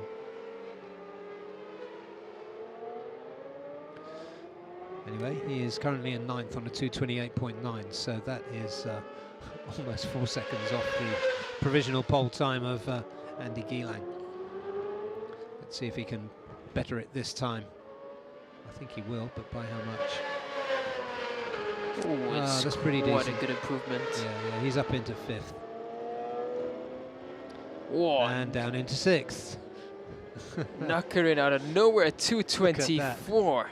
Well, there's a big surprise. We did mention, I'm glad we did now, that he was good in the wet. Yeah, you could see his class going into turn 1, and now he's showing class coming out of nowhere into provisional pole with 5 minutes remaining. Nice work from him. So now there's 0.6 between Nakarin, currently on provisional pole from the Astra Honda of Andy Gilang, and 2 seconds adrift now on the outside of the front row is Irfan Ardiancia, who led most of this session. There's a wild card there on the screen. There's a Chang Chi Ying. I saw Rajini Krishnan as well passing around. Rajini, he's gone into the Super Sport 600 category due to issues with his bike in the 1000cc category. So Rajini making a surprise appearance in the 600 class, but here is Nakarin with that 224.441. Yeah, just take a look at who's chasing him there. He looks good, doesn't he, in these conditions? Oh, yeah, definitely. I think the pair of them might get into a potential really good lap. Now Nakarin, he's pulled the gap a bit. I think the Honda's just working a bit better in these damper conditions. So here comes Nakarin. He comes around 10:15. Let's watch that time. Let's see if he can drop it by a couple of tenths or not. That's pushing it, but here he comes again. Ooh, oh, it is by about half a second. Whoa. Oh, there he look goes. at that. Hey, well, this next lap won't be a flyer, but but you can see the delight there in the Honda Racing Thailand team. He's a hugely popular rider, Nakarin. And what a lap that was. A 223. Yeah, that was a masterclass of a lap of control, how to ride in the wet. Going into turn 1, it all went a bit pear-shaped, but I think he was just showing off of that. I think that was a bit of exuberance then. Let's have another slide into turn 1, but with less than 3 minutes remaining in this qualifying session, he's got himself a 1.2 second advantage over Andy Farid Izdihar. Chip, as his nickname is having a look at the back of his bike, but yeah, I don't think there was anything wrong with the bike there. I think he was just playing around and pushed it too far. It really got out of shape there for him, but what a ride this has been so far from Nakarin.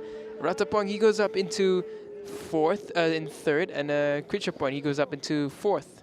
Yeah, I think that was the spray was really hard, but I think that was Ratapong tracking Nakarin on that lap. Irfan, however, he goes back up into 3rd at 226.106, but that's still 2.2 seconds behind Nakarin's 223.868. Yeah, and Helmi Asman, the championship leader, currently in 10th place. 10th. You don't want to start from 10th in this class when everything is so tight. What has Helmi got now? He's got a 2:27. It's 3.4 seconds down, but it does lift him up to 8th. And so Helmi will have this one more lap to try and get himself into a better starting position. Kito Abe, he goes up into 5th at 2:26.379. So great job from Kito Abe. Yeah, decent job from Krichapon Kausontin, Nakarin's teammate, into 6th. We haven't seen as much of him as perhaps we would have liked to so far this season. But let's just stay with the championship leader for a moment and see what he can do. Chip Nakarin, he's done his afternoon's work. Let's see how slow he was this time around.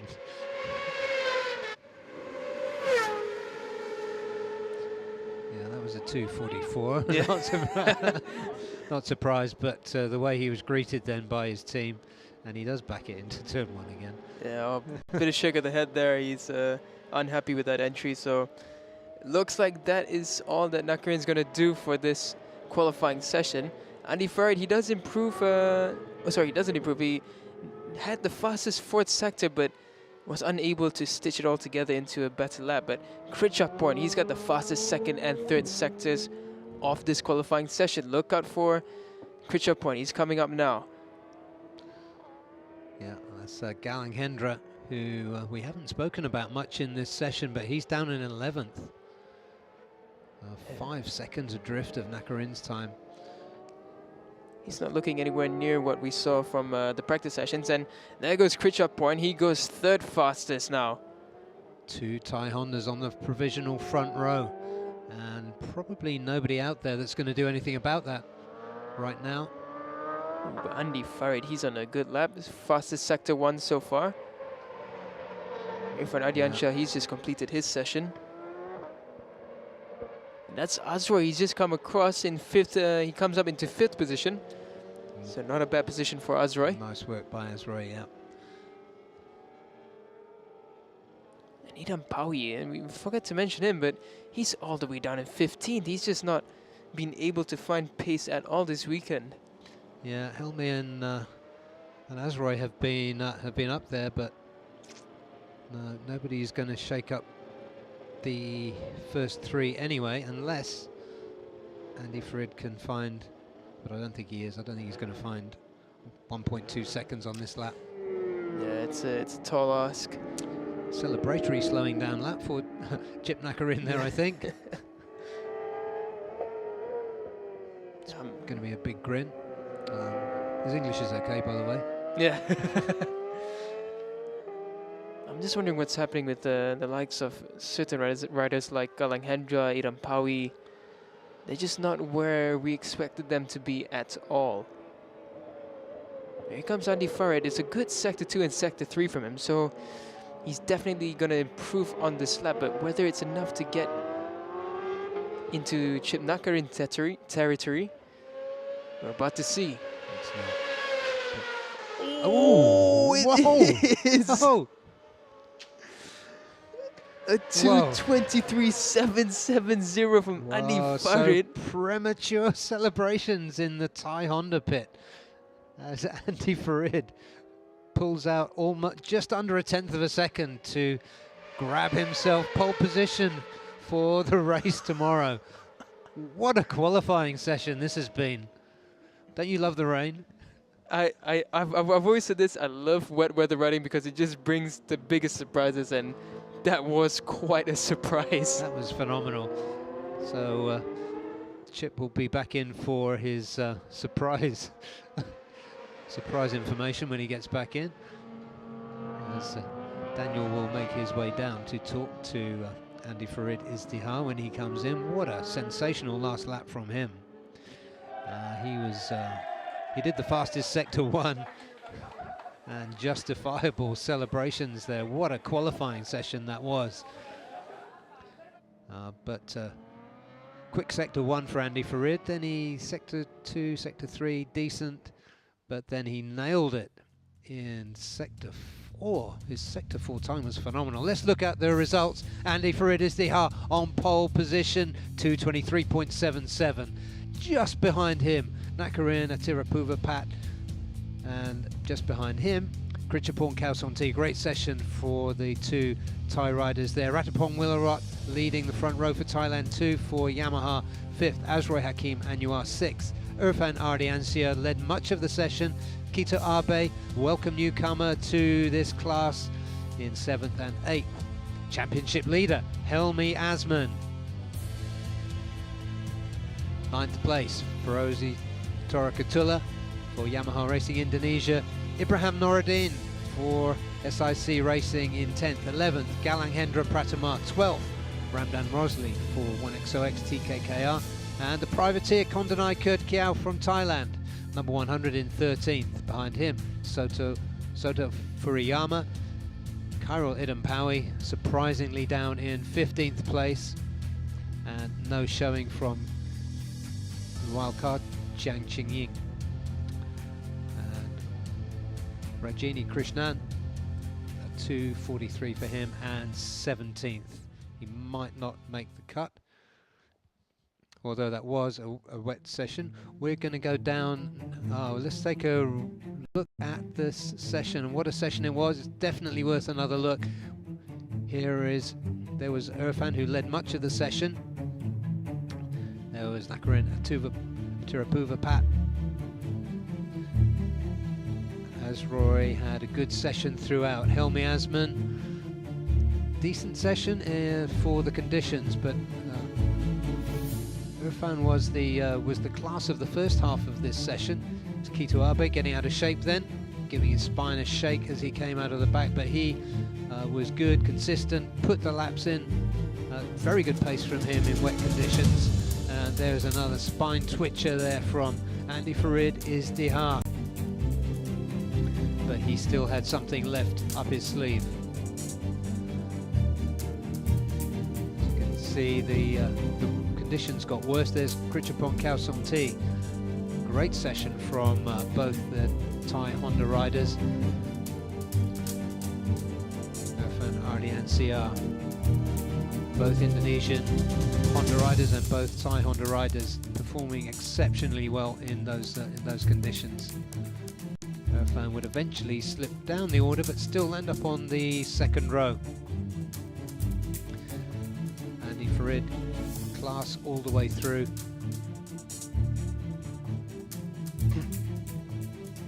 And there is Chip Nakarin, who astounded us with a stunning lap. Late in the session, to go, as we will see in just a moment, 1.2 seconds clear at the front. This was his stunning lap that he put in here. Yeah, he put in a 2:23, much to the delight of the team, and they thought they had sewn up pole position. But on the very last knockings, here comes Andy Farid Izdihar to cross the line.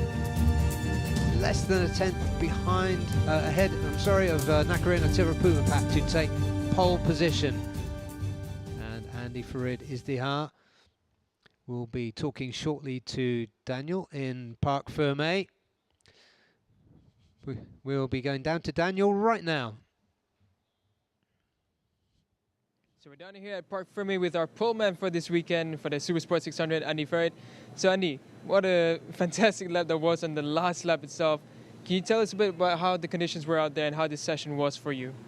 Yes, I'm happy about this pole position, but our target is not only this pole position, but it's to understand the situation of the rain condition in this Sepang track, because this year this is the first time we ride in the rain condition. So I just want to analyze everything in the track, how is the condition, the grip. In the beginning, I feel was quite good, but in the end, I was a little bit struggling. The grip was not really high in the last minutes, but yeah, happy to manage the best lap in the last lap. So I think tomorrow, I don't know, it will be rain or dry, but I'm ready for both of condition. So, if you don't mind me asking, with the mixed conditions of the weekend so far, what are you targeting for the next two races in this weekend that we have? The target. Yeah, the target for this one. Yeah, of course, we don't know tomorrow condition, but our target is always to win the race. So we work hard this year to get this. Thank you. And last but not least, do you have a message for your friends and fans and family back at home? Yeah. Thank you in Indonesia. Halo teman-teman di Indonesia dan semua keluarga saya. Mohon doa dan dukungannya untuk di race 1 besok hari Sabtu dan hari Minggu di race 2. Semoga saya bisa memberikan yang terbaik. Semangat. Thank you so much, Andy. Good luck for the rest of the weekend. Thank you.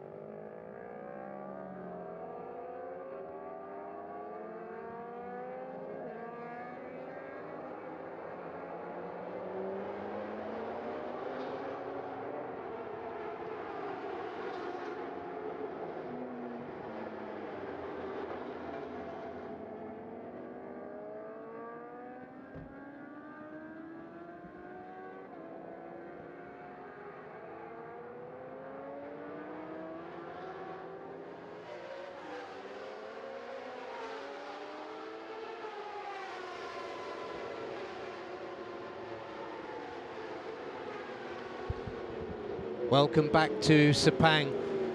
We're here for round 4 of the Asia Road Racing Championship.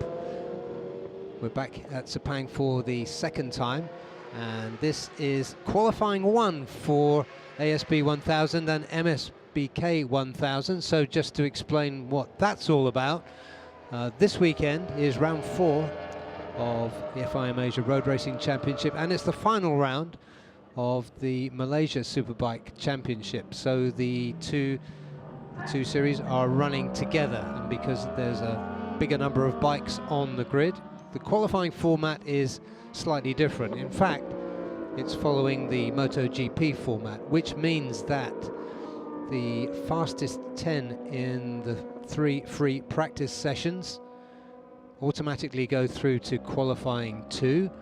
This is qualifying 1, which is for everyone who finished P11 and downwards. And so the riders that you can see here are all wildcards, or if you put it another way, from the MSBK series, except for Gary Salim, who is the only regular ARRC rider in this series. And the fastest 2 from this session will go through to qualifying 2, which will determine the top 12 places on the grid. I hope that's clear. We might recap in a minute. Daniel, did you understand what I just said? More or less, but yeah, it's More or less.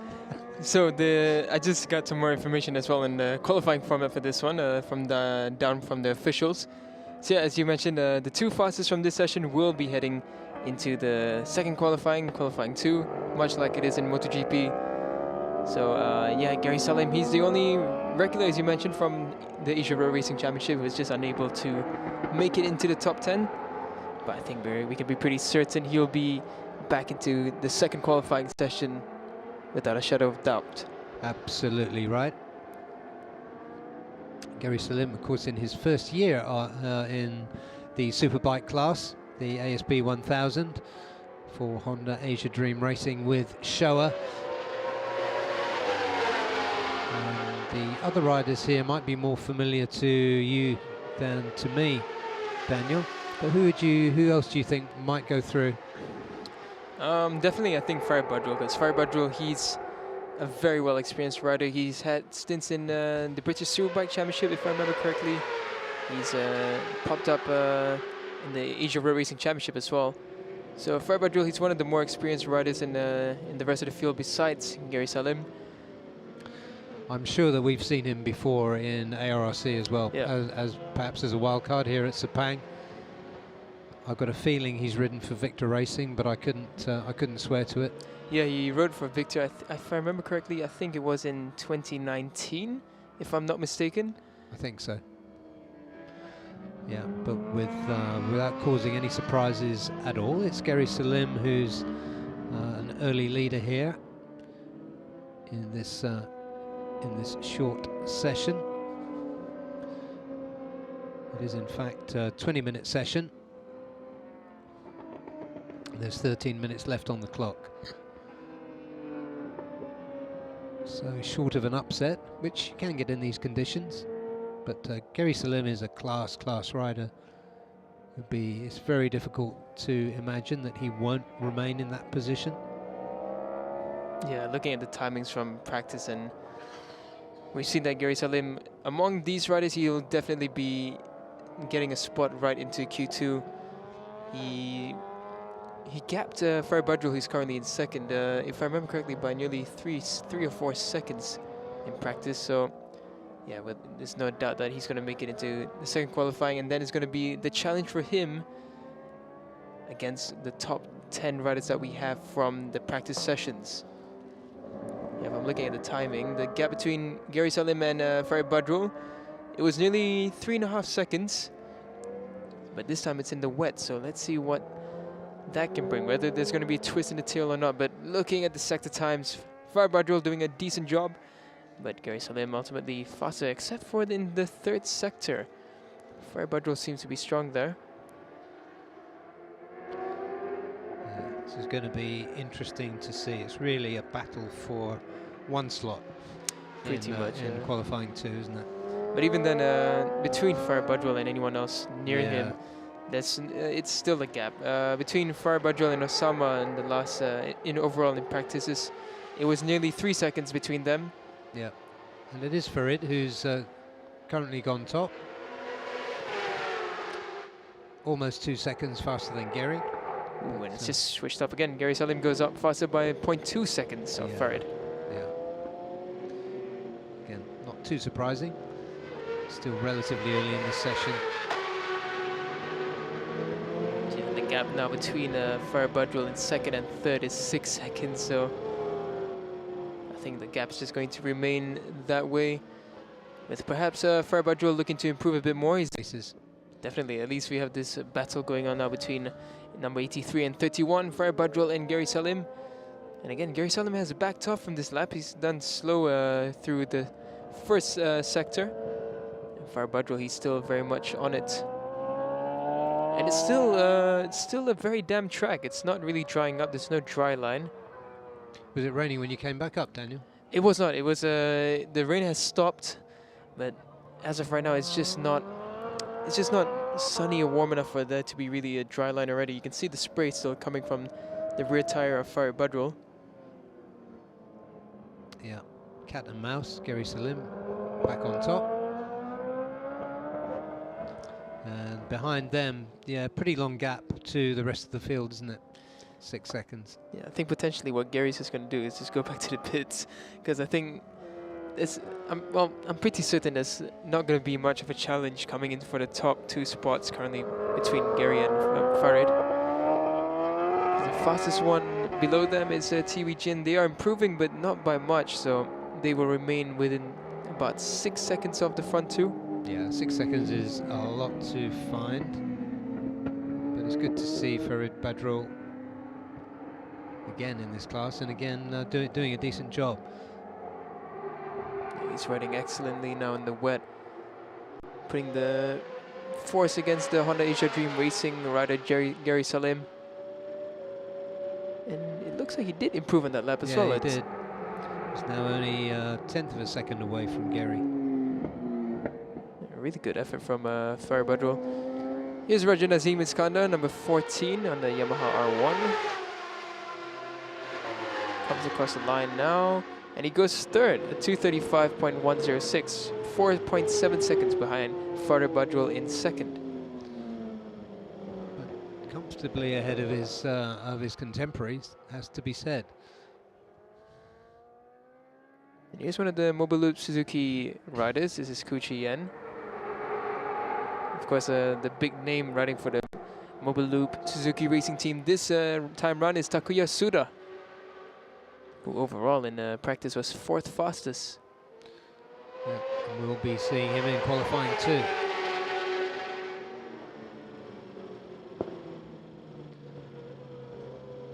It's 2:40 for him. Farah Badrul's on another very good lap. He's just done the fastest sector 2, a good sector 1 as well. Yeah, a nice little game of cat and mouse here, and good for these two guys to get a feel for the conditions, although they won't really need to stay out for the entire session. Yeah, I feel like after Farid completes his lap, he should just head back into pit lane, because I think his position and Gary's position is solidified. And they definitely should save energy for the next session.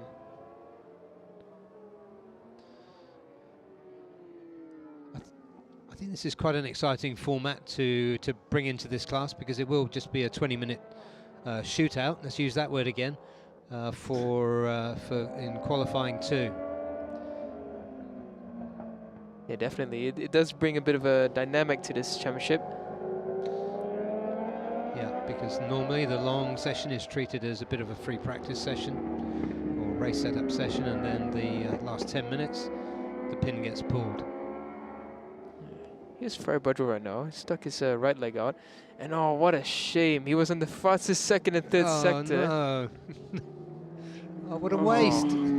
That could have been such a good lap for him. Because looking at the sector times, he was nearly 0.4 of a second faster on each sector in sector 2s and 3. So he could have been well below 2 minutes 30. Well, he's done enough. I mean, the name of this game is just to be first or second. Yeah, Because definitely. then the yeah, we can hear his supporters expressing their frustration in the background here. Obviously, a popular rider around these parts. Oh yes, he's pretty well known in in Sepang especially. But yeah, so for now, the first and second place is held by Gary Salim and Farid Badrul, who are both back in the pit boxes. And here's Michael Luke Stone. He's done a 2 minute 39.749. This is Teo Yu Jo, who's done a 2 minute 44.250. It's a bit of an off day for Teo Yu Jo. He's usually a bit higher up in the timings of Sama and co. Yeah, he was looking pretty cautious coming out of turn 15. And here's Muhammad Shukri.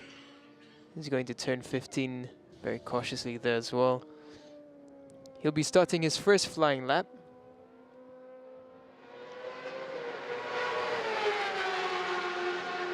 So we can say that the marker for free practice 2, sorry, qualifying 2, when we get there, is going to be 2:30. That'll be the starting point.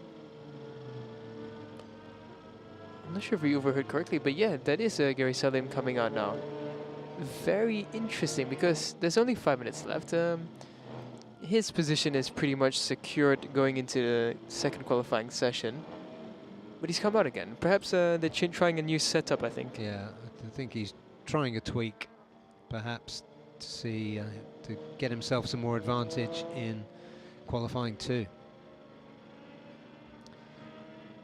Very cautious first couple of turns there for Gary Salim. Yeah, tricky conditions we're having here at the Sepang International Circuit. 4.5 minutes remain, and as of right now, no one has come close to the top 2. But it's a good effort from Ranjan Azim Iskandar, 2:35.106. Previously in round 1 and round 2 of the Malaysian Superbike Championship, he struggled a bit to find the pace up in the front, so he's doing a decent job. Yeah, that is pretty decent. The gap in, you know, the level and the resources of the teams and everything is considerable. Yeah. So now we follow Gary Salim, currently fastest in the qualifying 1 session. Really, to no surprise. Could have been a second if Farid Badrul had completed his last lap. Oh, and Farid Badrul, he's also coming out now. So maybe a setup change for Farid Badrul for 1 more lap in this qualifying. Yeah, maybe he's just enjoying himself. Yeah, he looks comfortable in these conditions. He did, yeah. Yeah, I thought he looked good. I think these conditions also mostly because he's spent some time in the British Superbike Championship. Yeah. So that might have helped a lot. Yeah, the rain that we've seen in the last few years has been more British than Malaysian, I have to say. Just steady, relentless rain. So here he is, Farid Badrul from the Horizon Racing Team, number 83. 3 minutes remain now. Track temperature maintaining at 28 degrees Celsius. In comparison, that's really cool temperatures for a Sepang. It sure is. For track temperature, yeah. Yeah. Usually we're seeing anywhere between 50 to 60 degrees Celsius for track temperature. Yeah, and hoping for 40. Yeah. Praying for 40, and now we got 28, so yeah. Here comes Gary Salim to start his first flying lap since coming out. Oh, he might actually cross with enough time to set 2 flying laps. So now it's going to be interesting. We're going to see whether any of those tweaks have helped him and his team get into a better timing, or whether they'll have to revert back to what they were doing in the previous outing. Yeah, listening to that won't have helped. A little twitch there from Gary as he went through there. Yeah, he was saying yesterday that getting used to the superbike after 600s does take quite a bit of doing. The power, the weight. He seems comfortable with the electronics that they have on these machines, but it's just the difference in power and weight is phenomenal.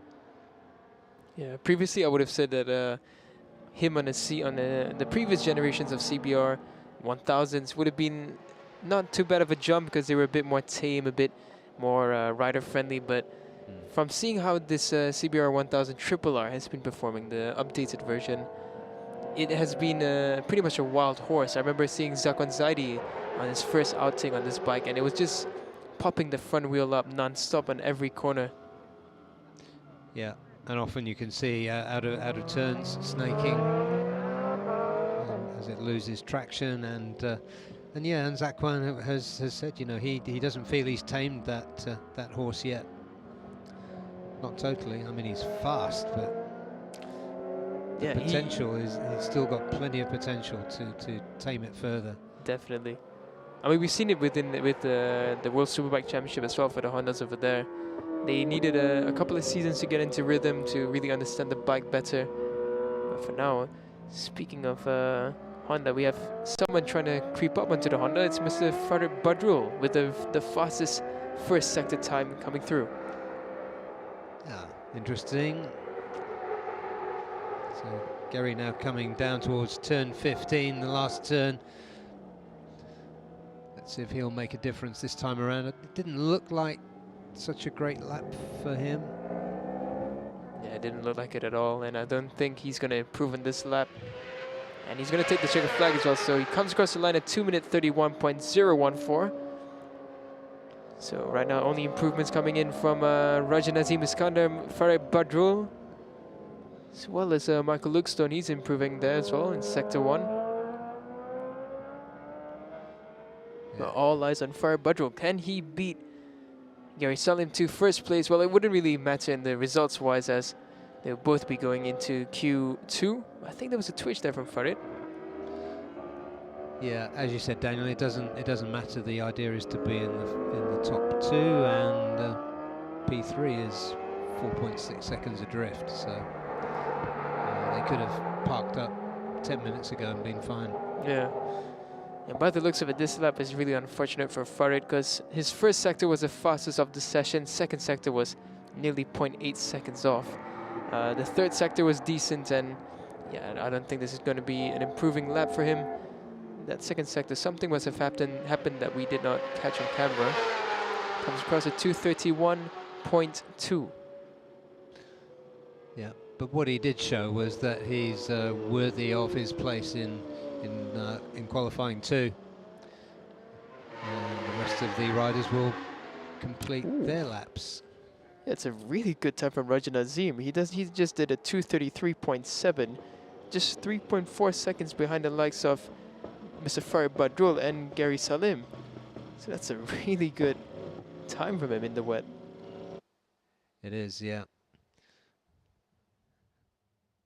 And let's see, here come the results.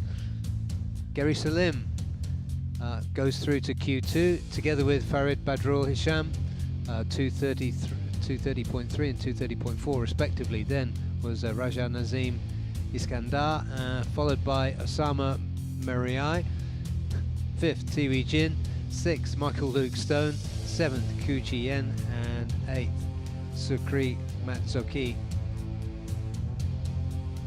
and 9th Xiao Yu Zhou on a 2:44. And we will be going pretty much straight into qualifying 2, which will determine the first 12 positions on the grid. Quick recap here. It was almost a foregone conclusion when Badrul came across with a time that was close to Gary Salim, and they stayed pretty close all the way through. Yeah, there's only, at the end of it, there was only 0.1 seconds, and right before, I think it was about this point where we were looking at Farid Badrul, and he had the fastest second and third sector, and we thought, okay, he might just beat Gary Salim into first position, but this was also the lap that he went back into pits. But you can see Farid, he just looked comfortable in these conditions, even though these are tricky, damp conditions. Yeah, Yeah, that was a wasted opportunity for a fast lap by Farid. He could have ended up fastest in this session. And this is Kuchiyan here. He ended up in 7th place. He just couldn't find the pace at all to be within the likes of Rajanati Wasama and Tiwi Jin. And here's Farid Badrul again coming up for the 2nd time in this session.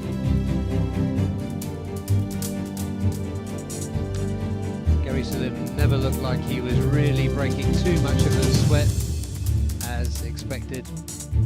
He came out the 2nd time around, perhaps to try a new setting. Looks like he's trying a new exhaust, or are my eyes deceiving me?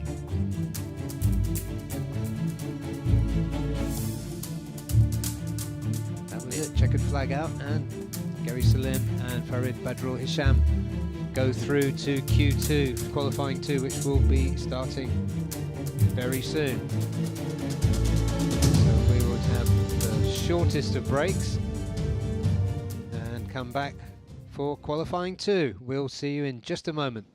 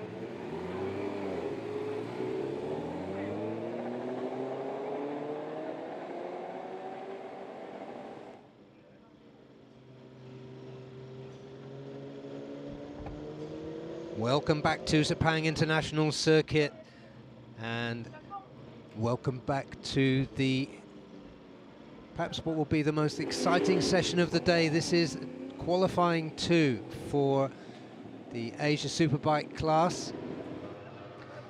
There will be 12 riders in a 20-minute session fighting it out for the first 4 rows on the grid. The riders just making their way out now. You can see one of the fastest riders so far during the last 2 days, Kazma Daniel, number 27, moving out there, and Pasawit Titiwararak for Thai Honda coming out. He was impressive in the poor conditions earlier. Now the track might be drying. I'm here with Daniel Bogas, of course. Daniel, did you just take a look outside? Yeah, it's still not raining anymore, but I think the track conditions still will be damp. I don't think we can see a dry line forming up anytime soon. You see there's still some drops of water picking up on the fairings of the bike there. Yeah, without a doubt, it's a wet session. It's a short session, but the track conditions could change if there's no more rain. Oh, there you can see the spray coming from the rear of Haruki Naguchi's bike there. So definitely still quite wet. Yeah, without a doubt, it's wet. Haruki Naguchi, of course, the championship leader. Just to recap a little bit on the story so far.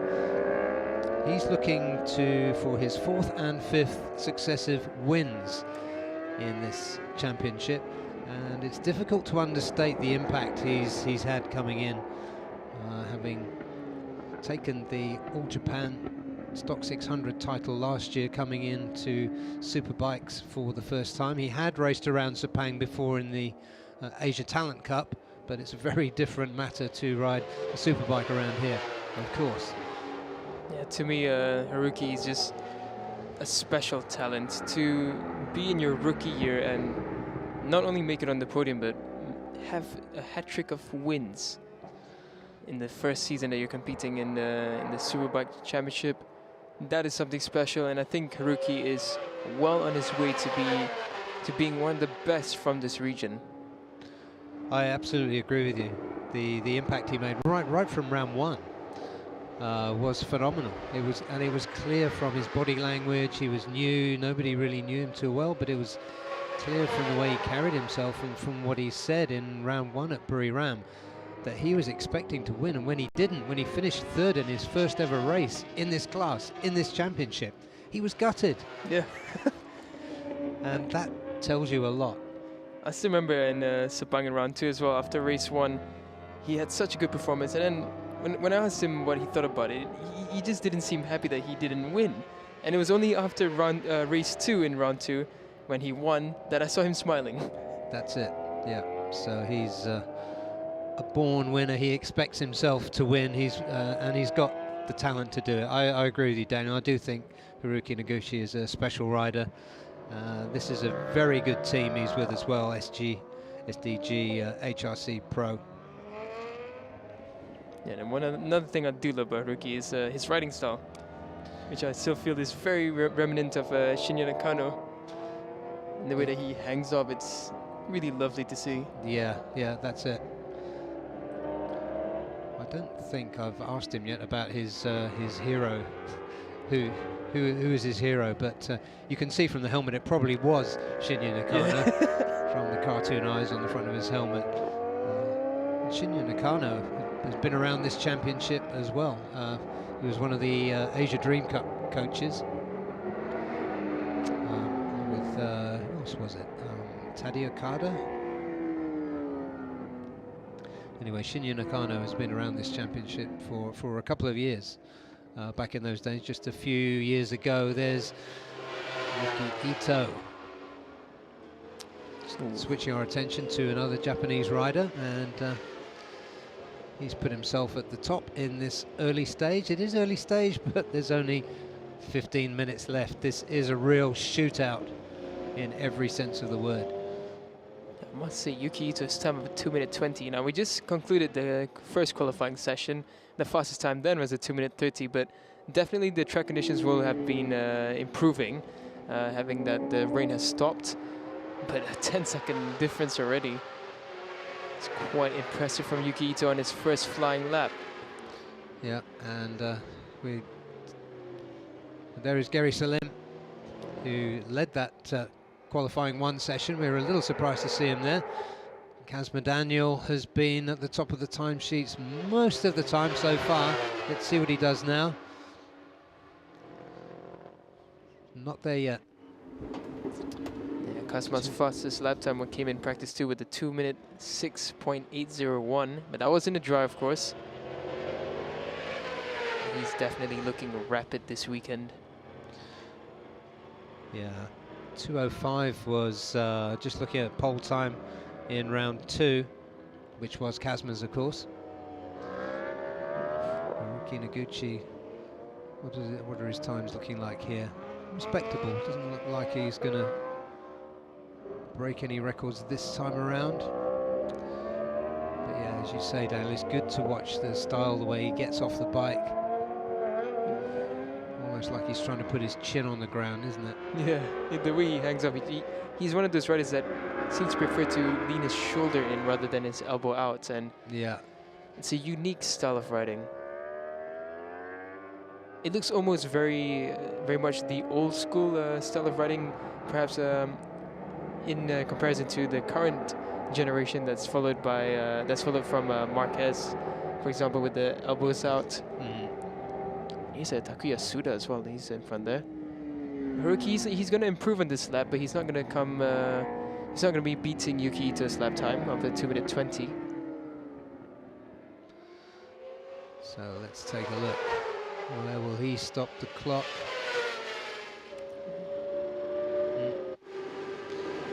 No.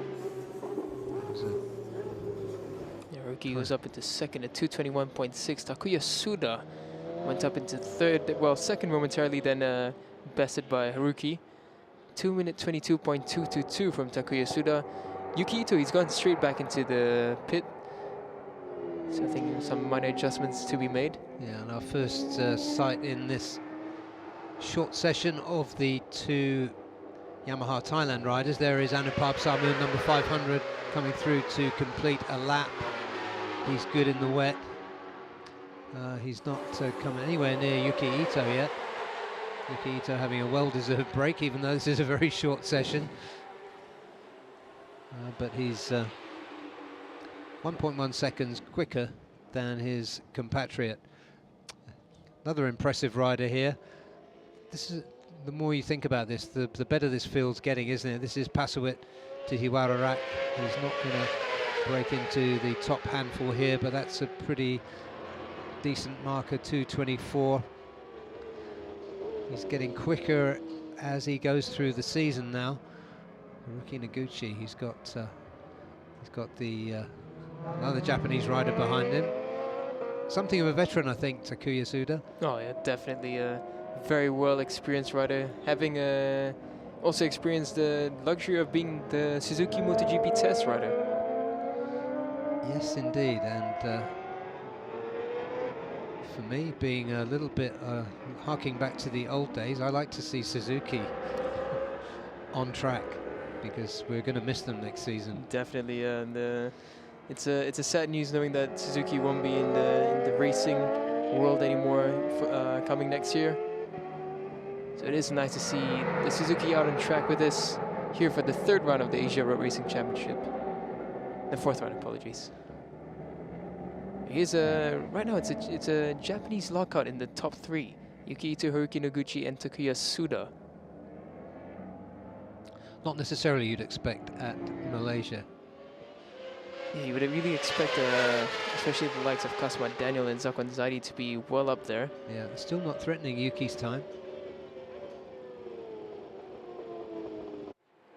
Yeah, Yuki there, he's just he's looking pretty calm there in the pit. Yeah. His rider very much lives on his emotions when he's really on it. He's quite something. Let's look here at cruising group of riders. They're led by Zakwan Zaidi, who had his championship lead grabbed off him by Haruki Naguchi in round 3 at Sugo. So 6.5 seconds off the top. There's Fadrul. Here's Pasawe now. He's on an improving lap. He's done well in the second and third sectors. So he might be able to jump up a position ahead of Cosmo Daniel. Comes across now, and he does not. He does improve, but it's just a 22. Just a couple of tenths, yeah. 24, apologies, yeah. So Zakwan hasn't done too much yet. He's got just under 9 minutes remaining. You can see the explanation there from Zakwan to the Showa engineer. Yeah, it probably works in any language. Bouncy, bouncy, bouncy. Yeah, we could figure that out from here. And we haven't seen much from Apiwat either. He's lying in 6th, 4 seconds off Yuki Ito's time. Apiwat, I would normally put money down as a front row qualifier. Here comes Aslan. First sight of him in this short session too. Yeah, it's been a pretty slow season for the BMW riders. I still remember back in the years of 2019 when the BMW was just the bike to be on, and this time around we're coming into the 2022 season. We're more than halfway through, and the BMW is just not where we expected it to be. We know that the new S1000 has been more powerful, it's lighter, but for some reason it seems that the likes of Azan Shah and Ado Noureddin, both fantastic riders we must say, previously champions, but unable to really contest in the top times. Yeah, I think for this category as well, I think I'm right in saying that Markus Reiterberger, who's on the BMW in 2019 as Aslan's teammate, is the lap record holder. Yeah, 2:04 I believe it was in qualifying. But his race lap time I think was 2:06. That's a pretty good race pace. It's unbelievable actually to be in the 2:06s. Right, good to see what's going on here. Again, some universal language being used by Haruki Naguchi there. We do not need a translation for that. But yeah, so I think they're gonna. Well, they only have 7 minutes, so there's not much that can be done in the time remaining. No, absolutely not. He's keeping one leg on the bike. This is a very calm team in the pit here. Yeah, they never look like they're in a hurry. They always look calm, and when it matters, they really bring the results. Yeah, I mean, young guy that he is, it always looks like he's arrived with, you know, the whole gaggle of uncles along with him to, you know, make sure everything's okay, nothing to worry about. And for now, on track just now, Azan Shah and Adam Noureddin, they did improve. Azan Shah went up into 7th at 2:24, so not too bad at all. Adam Noureddin went up into 10th. So Gary Salim and Farid Badrul pretty much where they were in qualifying 1 as well. First is yeah, 11th and 12th. 11th and 12th, yeah, this time. Yeah, there's 2 Yamahas coming out on track now. The first one was Apiwat Wongtananon. The second one is Kazma Daniel. They have less than 6 minutes remaining. And it's, normally we see the Thai Yamaha riders coming out together, but Anupab Samoon is still in the pits. Yuki Ito hasn't been threatened since he banked that lap early in this session. Yeah, it looks like he's still contemplating whether to put on his headgear and get out on track.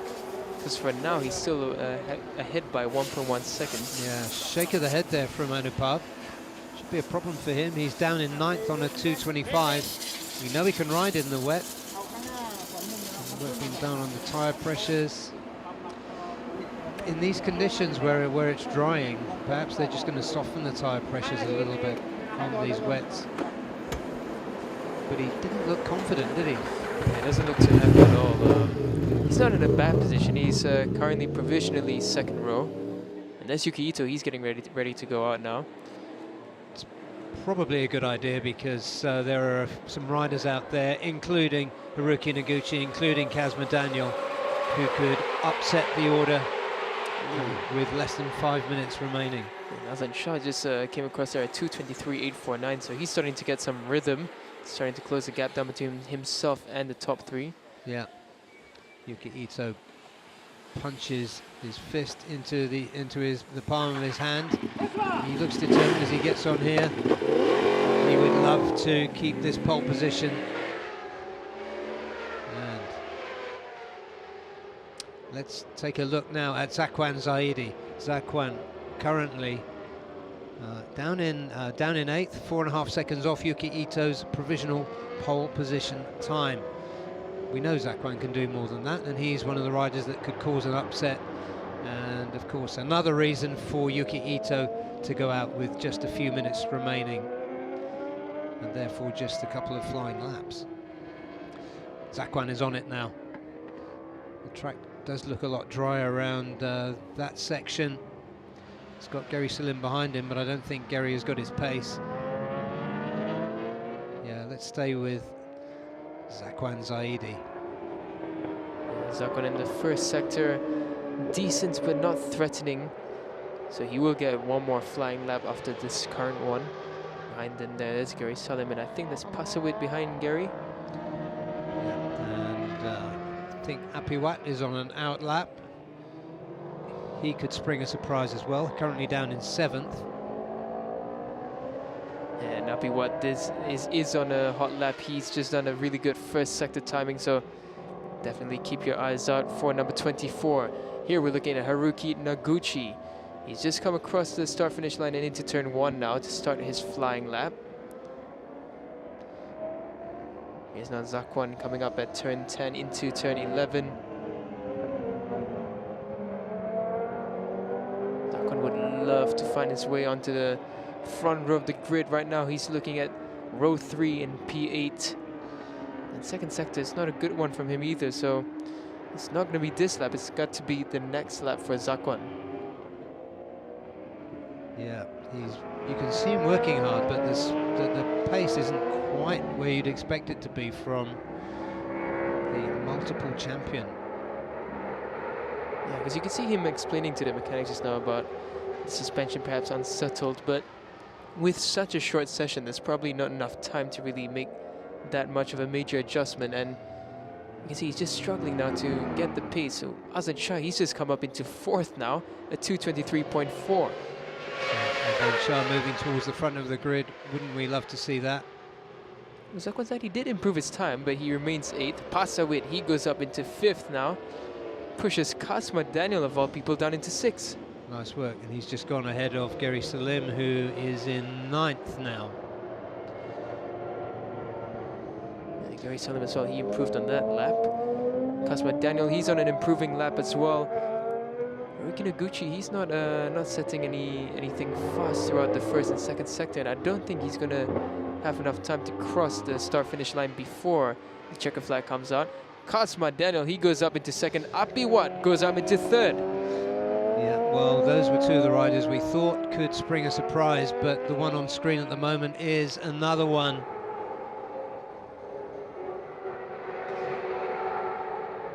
All of a sudden, Yuki Ito's time is not looking too special.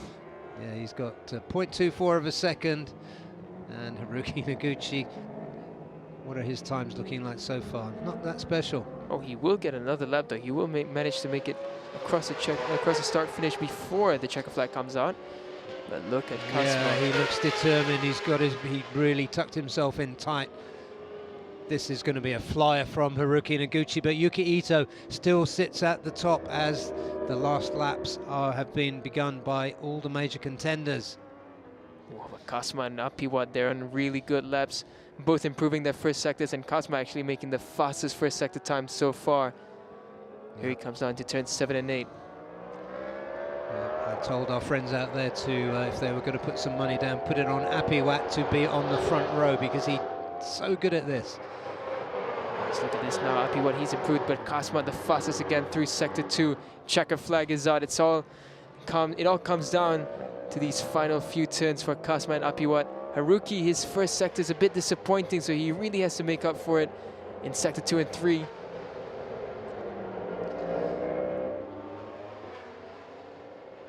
Haruki hasn't quite got the setup he wants, I think. And Kazma Daniel is flying. Yeah, I don't think there was any way that in the time that Haruki was in the pit, it was just in there for about 2 or 3 minutes. I don't think they managed to change the setup drastically. But Kazma, another good sector 3 from him. Yeah, it's all good. And Api Wat behind him dropped off a little bit. But now we're going to see if the order is going to be upset. Yuki Ito is still on provisional pole as these two rapid Yamahas come to complete their final lap of this session. Kazma Daniel stops the clock at 2:19 and takes pole position. Oh, and Apiwat, he was so close, but a 2:21.187 for Apiwat, but what a lap from Kazma Daniel. A 2:19.690, right on the last lap in qualifying two. And Apiwat in P3, 1.4 seconds down on Kazma's time, but he looks as though he's going to stay in third, because I don't think Haruki's got enough in hand. Oh, there we go, yeah. He's gone straight into pit lane. Yeah. Takuya Suda, he was on a decent lap, but he's just done another 2:22.2. Great work, late work by these two Yamahas. So what a sensational end to that session by Kazma Daniel. Kazmayuddin snatching pole position from his teammate Yuki Ito by almost 0.8 of a second. Celebrations in the Gen Blue Yamaha racing team ASEAN garage there. P1 and P2. And mutual congratulations, I think, between Kazma Daniel and Apiwat Wongtananon, who bags himself another front row start. Remember where you heard it. He's always a good bet for the front row, Apiwat. Haruki Naguchi will lead the second row. That's his lowest starting position this season. Remember, keep in mind that these have been mixed and drying conditions. Let's confirm those results. Pole position for Kazma Daniel, Kazmayuddin with a 2:19.69. Yuki Ito, his teammate, second, 2:20.4. Third, Apiwat Wongtananon. Fourth, Haruki Naguchi for SDG Motorsports Hart Pro. Fifth, Takuya Suda on the Suzuki. Sixth, Pasuit Titiwarat, great session from him, did a 2:23. Seventh, Aslan Shah Kamaruzaman. Eighth, Zakwan Zaidi, two champions back in 7th and 8th. 9th, Gary Salim will start from 9th. 10th, Anupab Samoon, disappointing session from him, had some problems, not a good session for Adam Noradin, he's 11th. And Farid Badrul Hisham, the wild card, in 12th position. The other positions will have been determined in the previous session. And we will just take another look at a fascinating session. And there you see Aslan Shah, Apiwat Wongtananon and Anupab Samoon coming out together, sporting the pink helmet there. Poleman, ultimately the poleman, Kazma Daniel, Kazmayuddin. Adam Noradin, we followed him for a while. He was working hard, but it didn't come together for him in these mixed conditions. Of course, we were looking at times in the early 2:20s. Normally, they're about 15 seconds faster at the front of the field. Haruki Naguchi, we were expecting him to pull the pin and cause a sensation. Yuki Ito led nearly all of this session, this 20-minute qualifying 2 session. Didn't do that many laps, didn't really need to, but terrific performance from the Japanese, dare I say it, veteran of this series.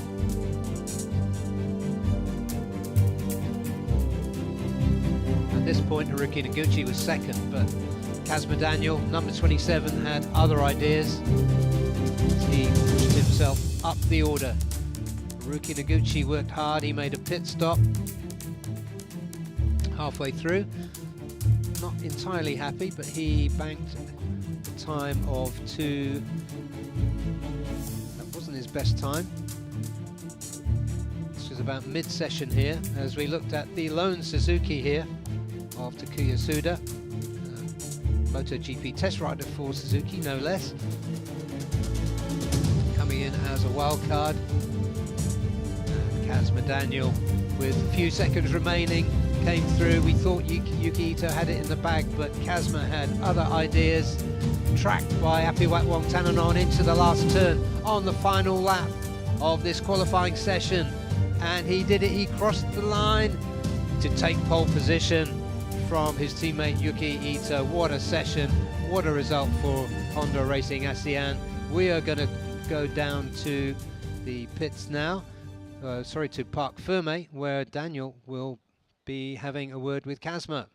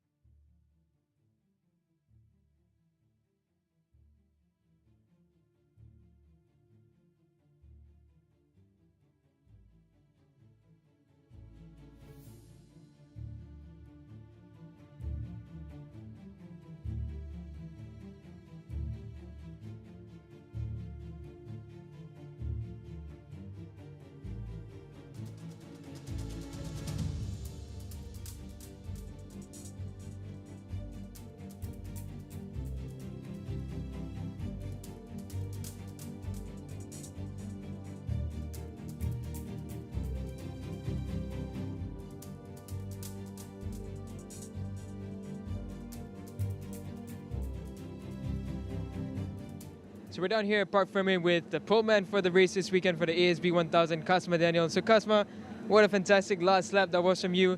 Could you tell us a bit about how that session was and how the conditions were out there?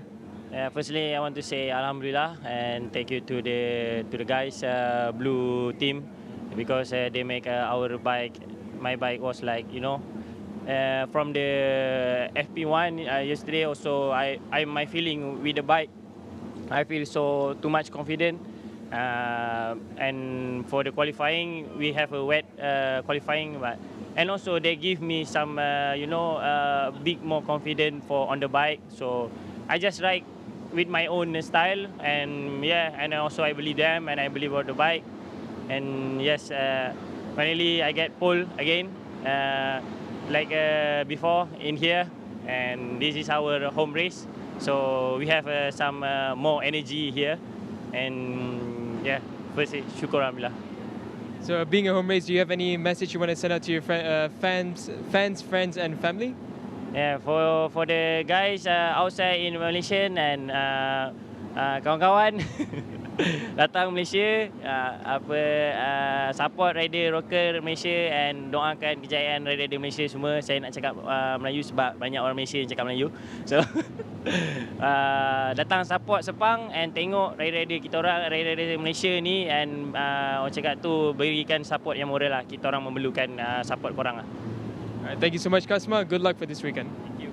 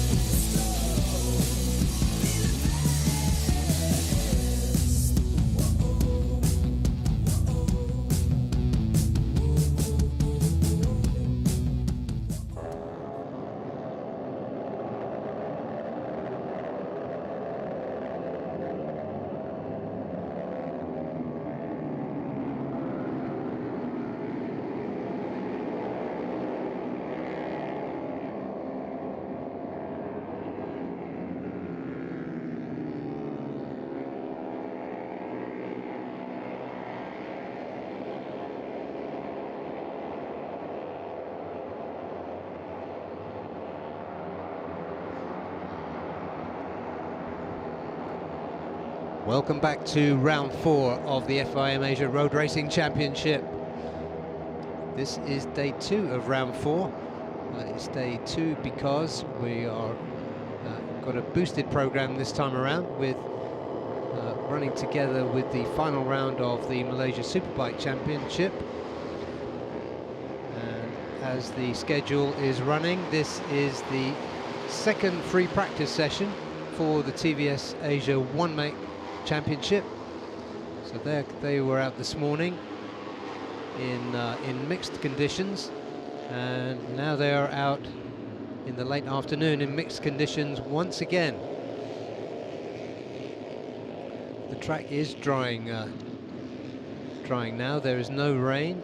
We had several hours of rain, steady teeming rain, but that stopped. But there is still some water on the track. We'll be watching to see if there's spray being kicked up from the... somebody went down then. Somebody down in the background on the right side of the screen. That's a turn 3 too. That's a really fast corner. And not to be the bearer of bad news, however, Barry, but there were, when I was down there at Park Ferme, there were droplets of rain coming down. Oh, really? Okay. Yeah, so again, a twist to the tail. And again, my optimism is totally unfounded. It's too late to learn for me. So on screen there we have Arshad Rusti, who went well in the mixed conditions this morning. In this championship, had a nasty crash right at the end, scraped along on his helmet. It wasn't a heavy hit to his head, but he did come off quite hard at turn 15. You can see the bike still twitching around there, so the track is most definitely still wet. I think that's Arshad leading them around, and number 2 Agung Septian. Yes, Arshad followed by Agung Septian, I believe, a rider to watch in this session. This is the 3rd round for this championship. It is ARRC round 4. The TVS One Make Championship began at Sepang at round 2. So this is the 3rd time we've seen these bikes, and of course the 2nd time here at Sepang. The bike leading through there, the number 6, is Japanese rider, one of 3 in the class, Miyu Nakahara. It's always good to see her. She has also raced in underbones and in AP250s over the last few years in ARRC.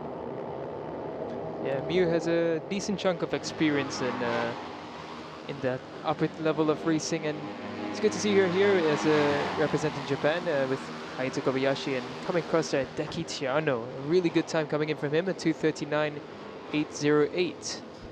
Yeah, Deki Tiano Aldi has been the consistent competitor here. I mean, the hair in this championship, the electric hair, is Warapong Malahuan, who's the project leader and championship leader, but Deki Tiano, the apprentice, has been chasing the master very hard and really made him work hard.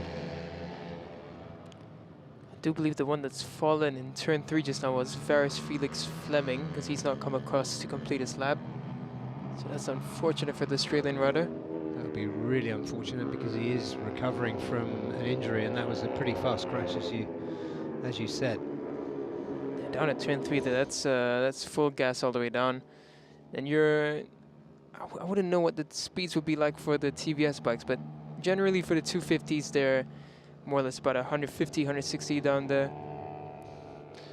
Yeah, there's not much between the speed of these. Well, the fast TVS would probably get onto the 3rd or 4th row of an AP250 grid.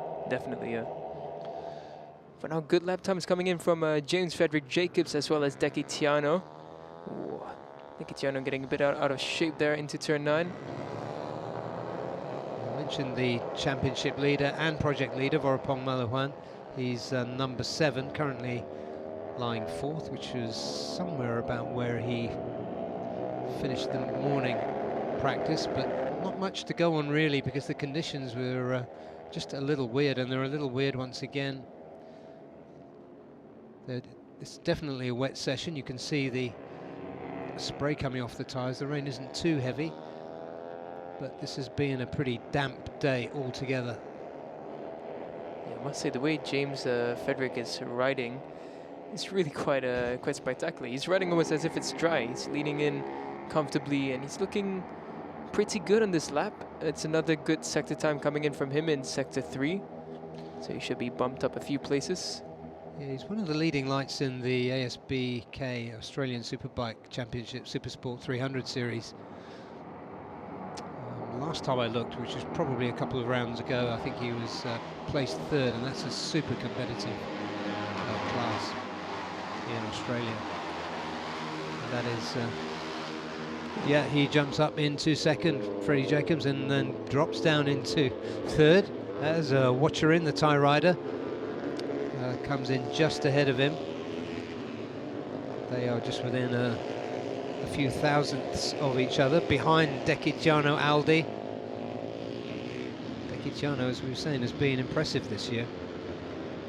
Yeah, he's been consistent, and he's been looking like he's one of the more comfortable riders in this category. Arshad Rushdi as well, continuing on his good job. He's up into 4th. Yeah, Arshad, we haven't seen too much of him. A couple of decent finishes in Sugo, but he's looking more comfortable on the bike now. Watcherin, we know from the Asia Talent Cup, is a pretty decent rider. He was quick in that series.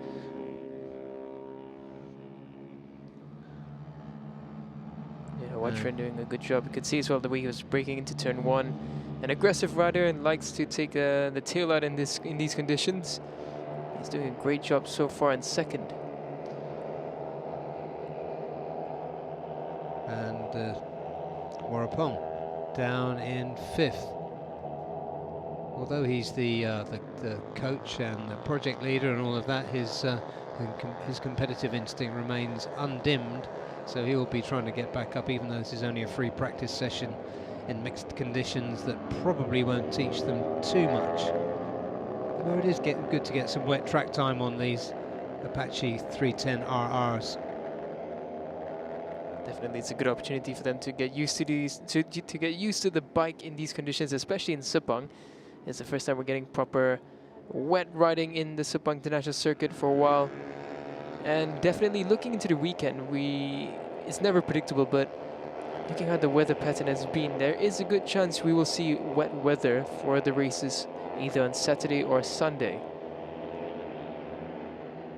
Yeah, I think it was Miu Nakahara leading those through. She's sitting pretty well in 6th.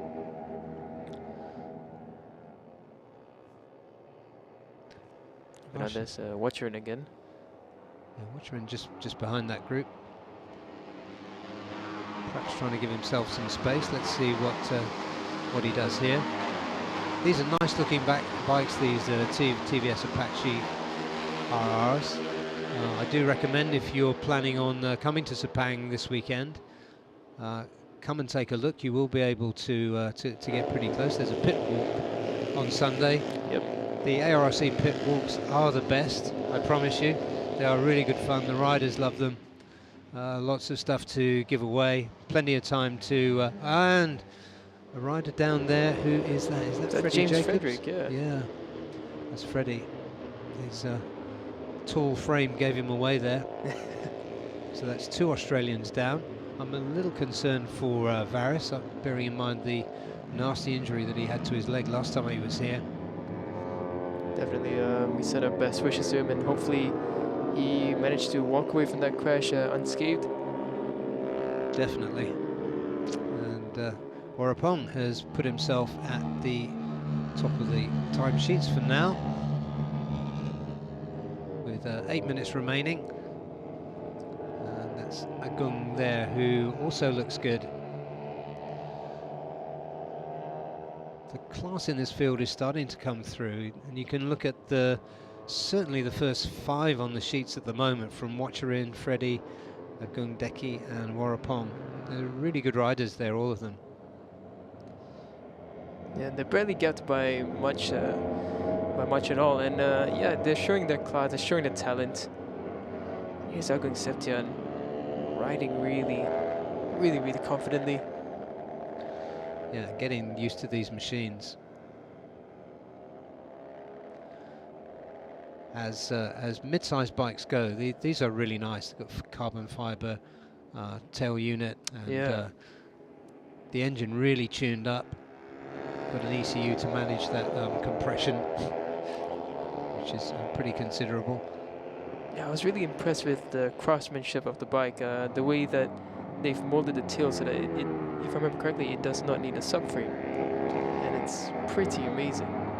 Yeah, that's it. It is a really good bike, and that goes well with the BMW engine. The BMW engine has been tamed by the A-Racer ECU because, of course, the danger, and we saw it in the first time we saw these out last time at Sepang, is locking up on the down change, but they've tamed that. Hasn't been an issue since then. Yeah, you can still see the engine braking kicking in every now and then, but in comparison to round 2, it's much better. Yeah, there is the quickest rider out on track there. Warapong in the white helmet. Oh, someone's gone down there. That's Miyu Nakahara. Miyu Nakahara has just gone down.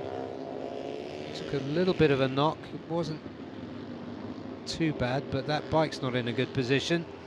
Yeah, that's right on the apex there. So yeah, the yellow flags will be waved frantically there, and the race director will be looking close at this to see what happened. Yeah, we didn't catch it on camera, but you can see that Warapong is just trying to avoid that. Yeah. I think she just lost the rear on the exit of turn 1 and just slid down to turn 2. Yeah, so she was in 4th. So she was pushing along nicely there. That's a shame, but we're back with the provisional, no, not provisional pole, because this is free practice for these guys, but fastest man on track there, Warapong. Warapong, who has, I don't call him project leader lightly, he has been really instrumental in getting this series off the ground and getting the riders trained, getting the bikes in good condition. He's great at setup, he's great at training. He's at a stage in his career where he's definitely giving something back, and he's still fast. The battle we saw with Haruki Ono at Sugo, especially in race 2, was quite something, because then you could see the class. We knew Haruki Ono's class, and if there ever was any doubt, which there shouldn't have been over A. Warapong, you could see it there. A. Warapong, yeah, that's his nickname. A is easier to say than Warapong. Yeah. Now just 4 minutes and a bit left in the TVS Asia 1 Championship. We are watching now the second practice. For now, Warapong, he's the fastest rider. Deki Tiarno not too far off, and now there's Agung Septian. Miyu Nakahara, she was doing well in 4th, but unfortunately we saw her take a tumble in turn 2. James Frederick Jacobs, another one that took a tumble as well. Yeah, that's 3 down in this session, the other one being Varis.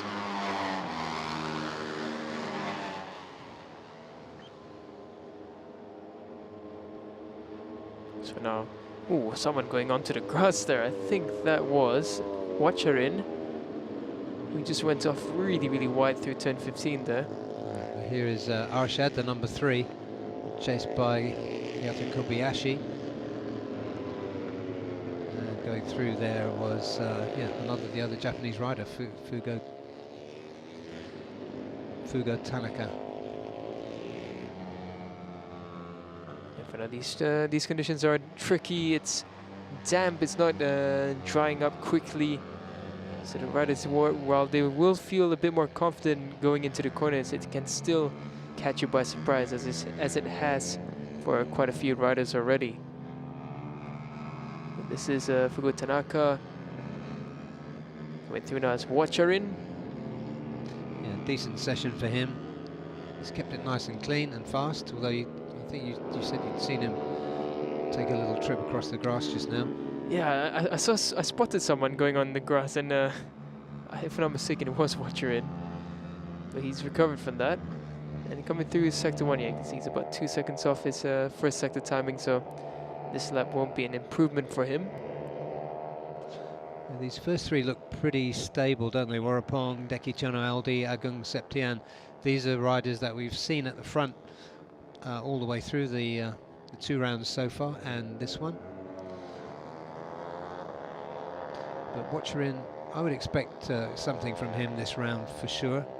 Freddie Jacobs, we know, is worth a little bet for the podium. Jagan Kumar, let's just take a look down and see how he's doing. 2:43, not really got it together yet.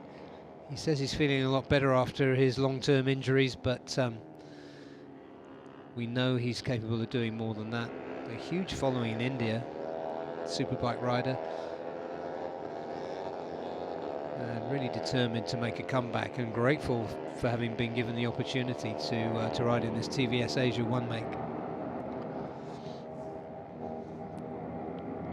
For now, we're still following Watcherin, Tuktimon down the back straight of the Sepang International Circuit. They will have about 1 lap more to go in this session. And looking at Watcherin's time coming around, his momentum did get slowed down after running onto the grass at the exit of turn 15, but he will be able to make up for it now in this lap. Agung Septian, he goes up in 2nd. Arshad Rushdi up into 4th, and Hayato Kobayashi goes up into 5th. Yeah, good by Arshad. He showed that he wasn't shaken up by this morning's tumble. Scraping along on your helmet is never a nice experience. Looks like Vorapong, he's on a good lap. Fast through sector 1.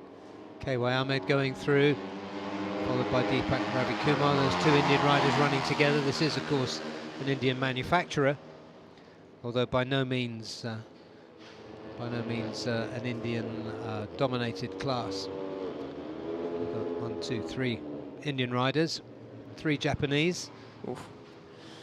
Both Kewa Ahmed and Jagan Kumar, they went off wide there together, almost in tandem, and yeah, well, that's the end of the session for them. I think they didn't realize how little time there was left in the session. So now moving forward, ooh. Another tumble. Is that? Can't really tell who that is. Number 12, that is a Hayato Kobayashi. So the Japanese rider who had just improved up into 5th, he's crashed out there. That's at turn 7. Was it at turn 6? Oh, he's gone off at turn 6. That's a... Yeah, you can see how this goes. They were getting faster and faster, and then a little mistake, and that's it. It shows how difficult these conditions are. Yeah, these kind of conditions are tricky because there's not much rain dropping. Well, there isn't any at this point, I think, and you start to think that perhaps it's drying up a bit, I can start pushing a bit more, and once you start trying to push, you might just find that limit, and just like that, you lose the rear or the front. Yeah, Miu Nakahara also crashed just after setting her best time. So now we're looking at Natapon. Natapon currently running in 10th at 2:39.263. He's improving on this second sector now.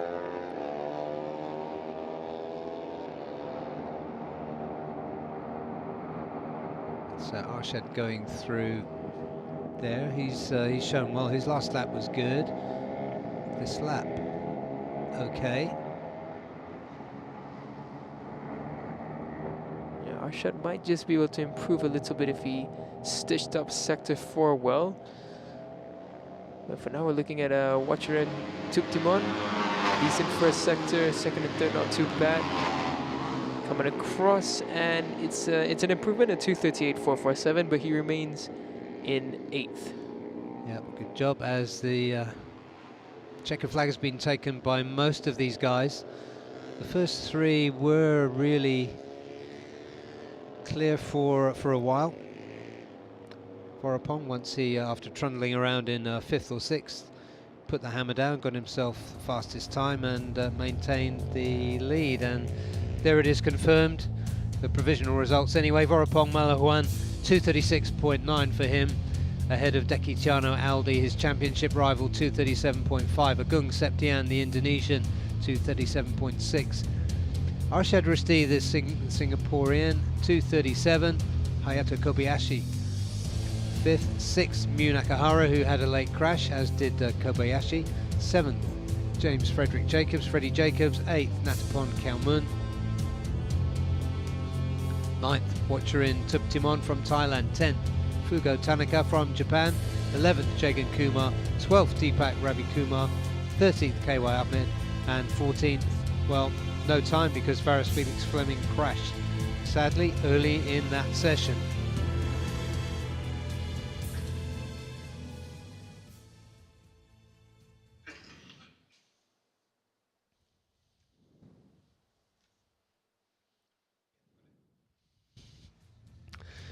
And that wraps it for the Asia Road Racing Championship round 4 for today.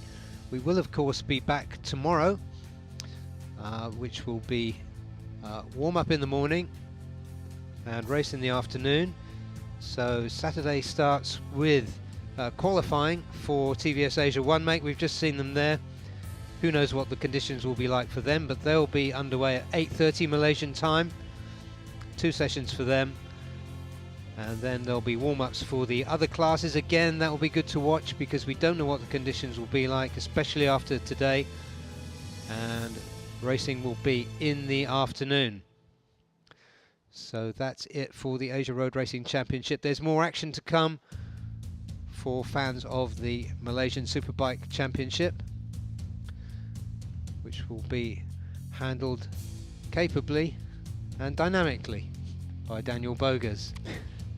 But that's it for now. I'm Barry Russell. I'll see you tomorrow.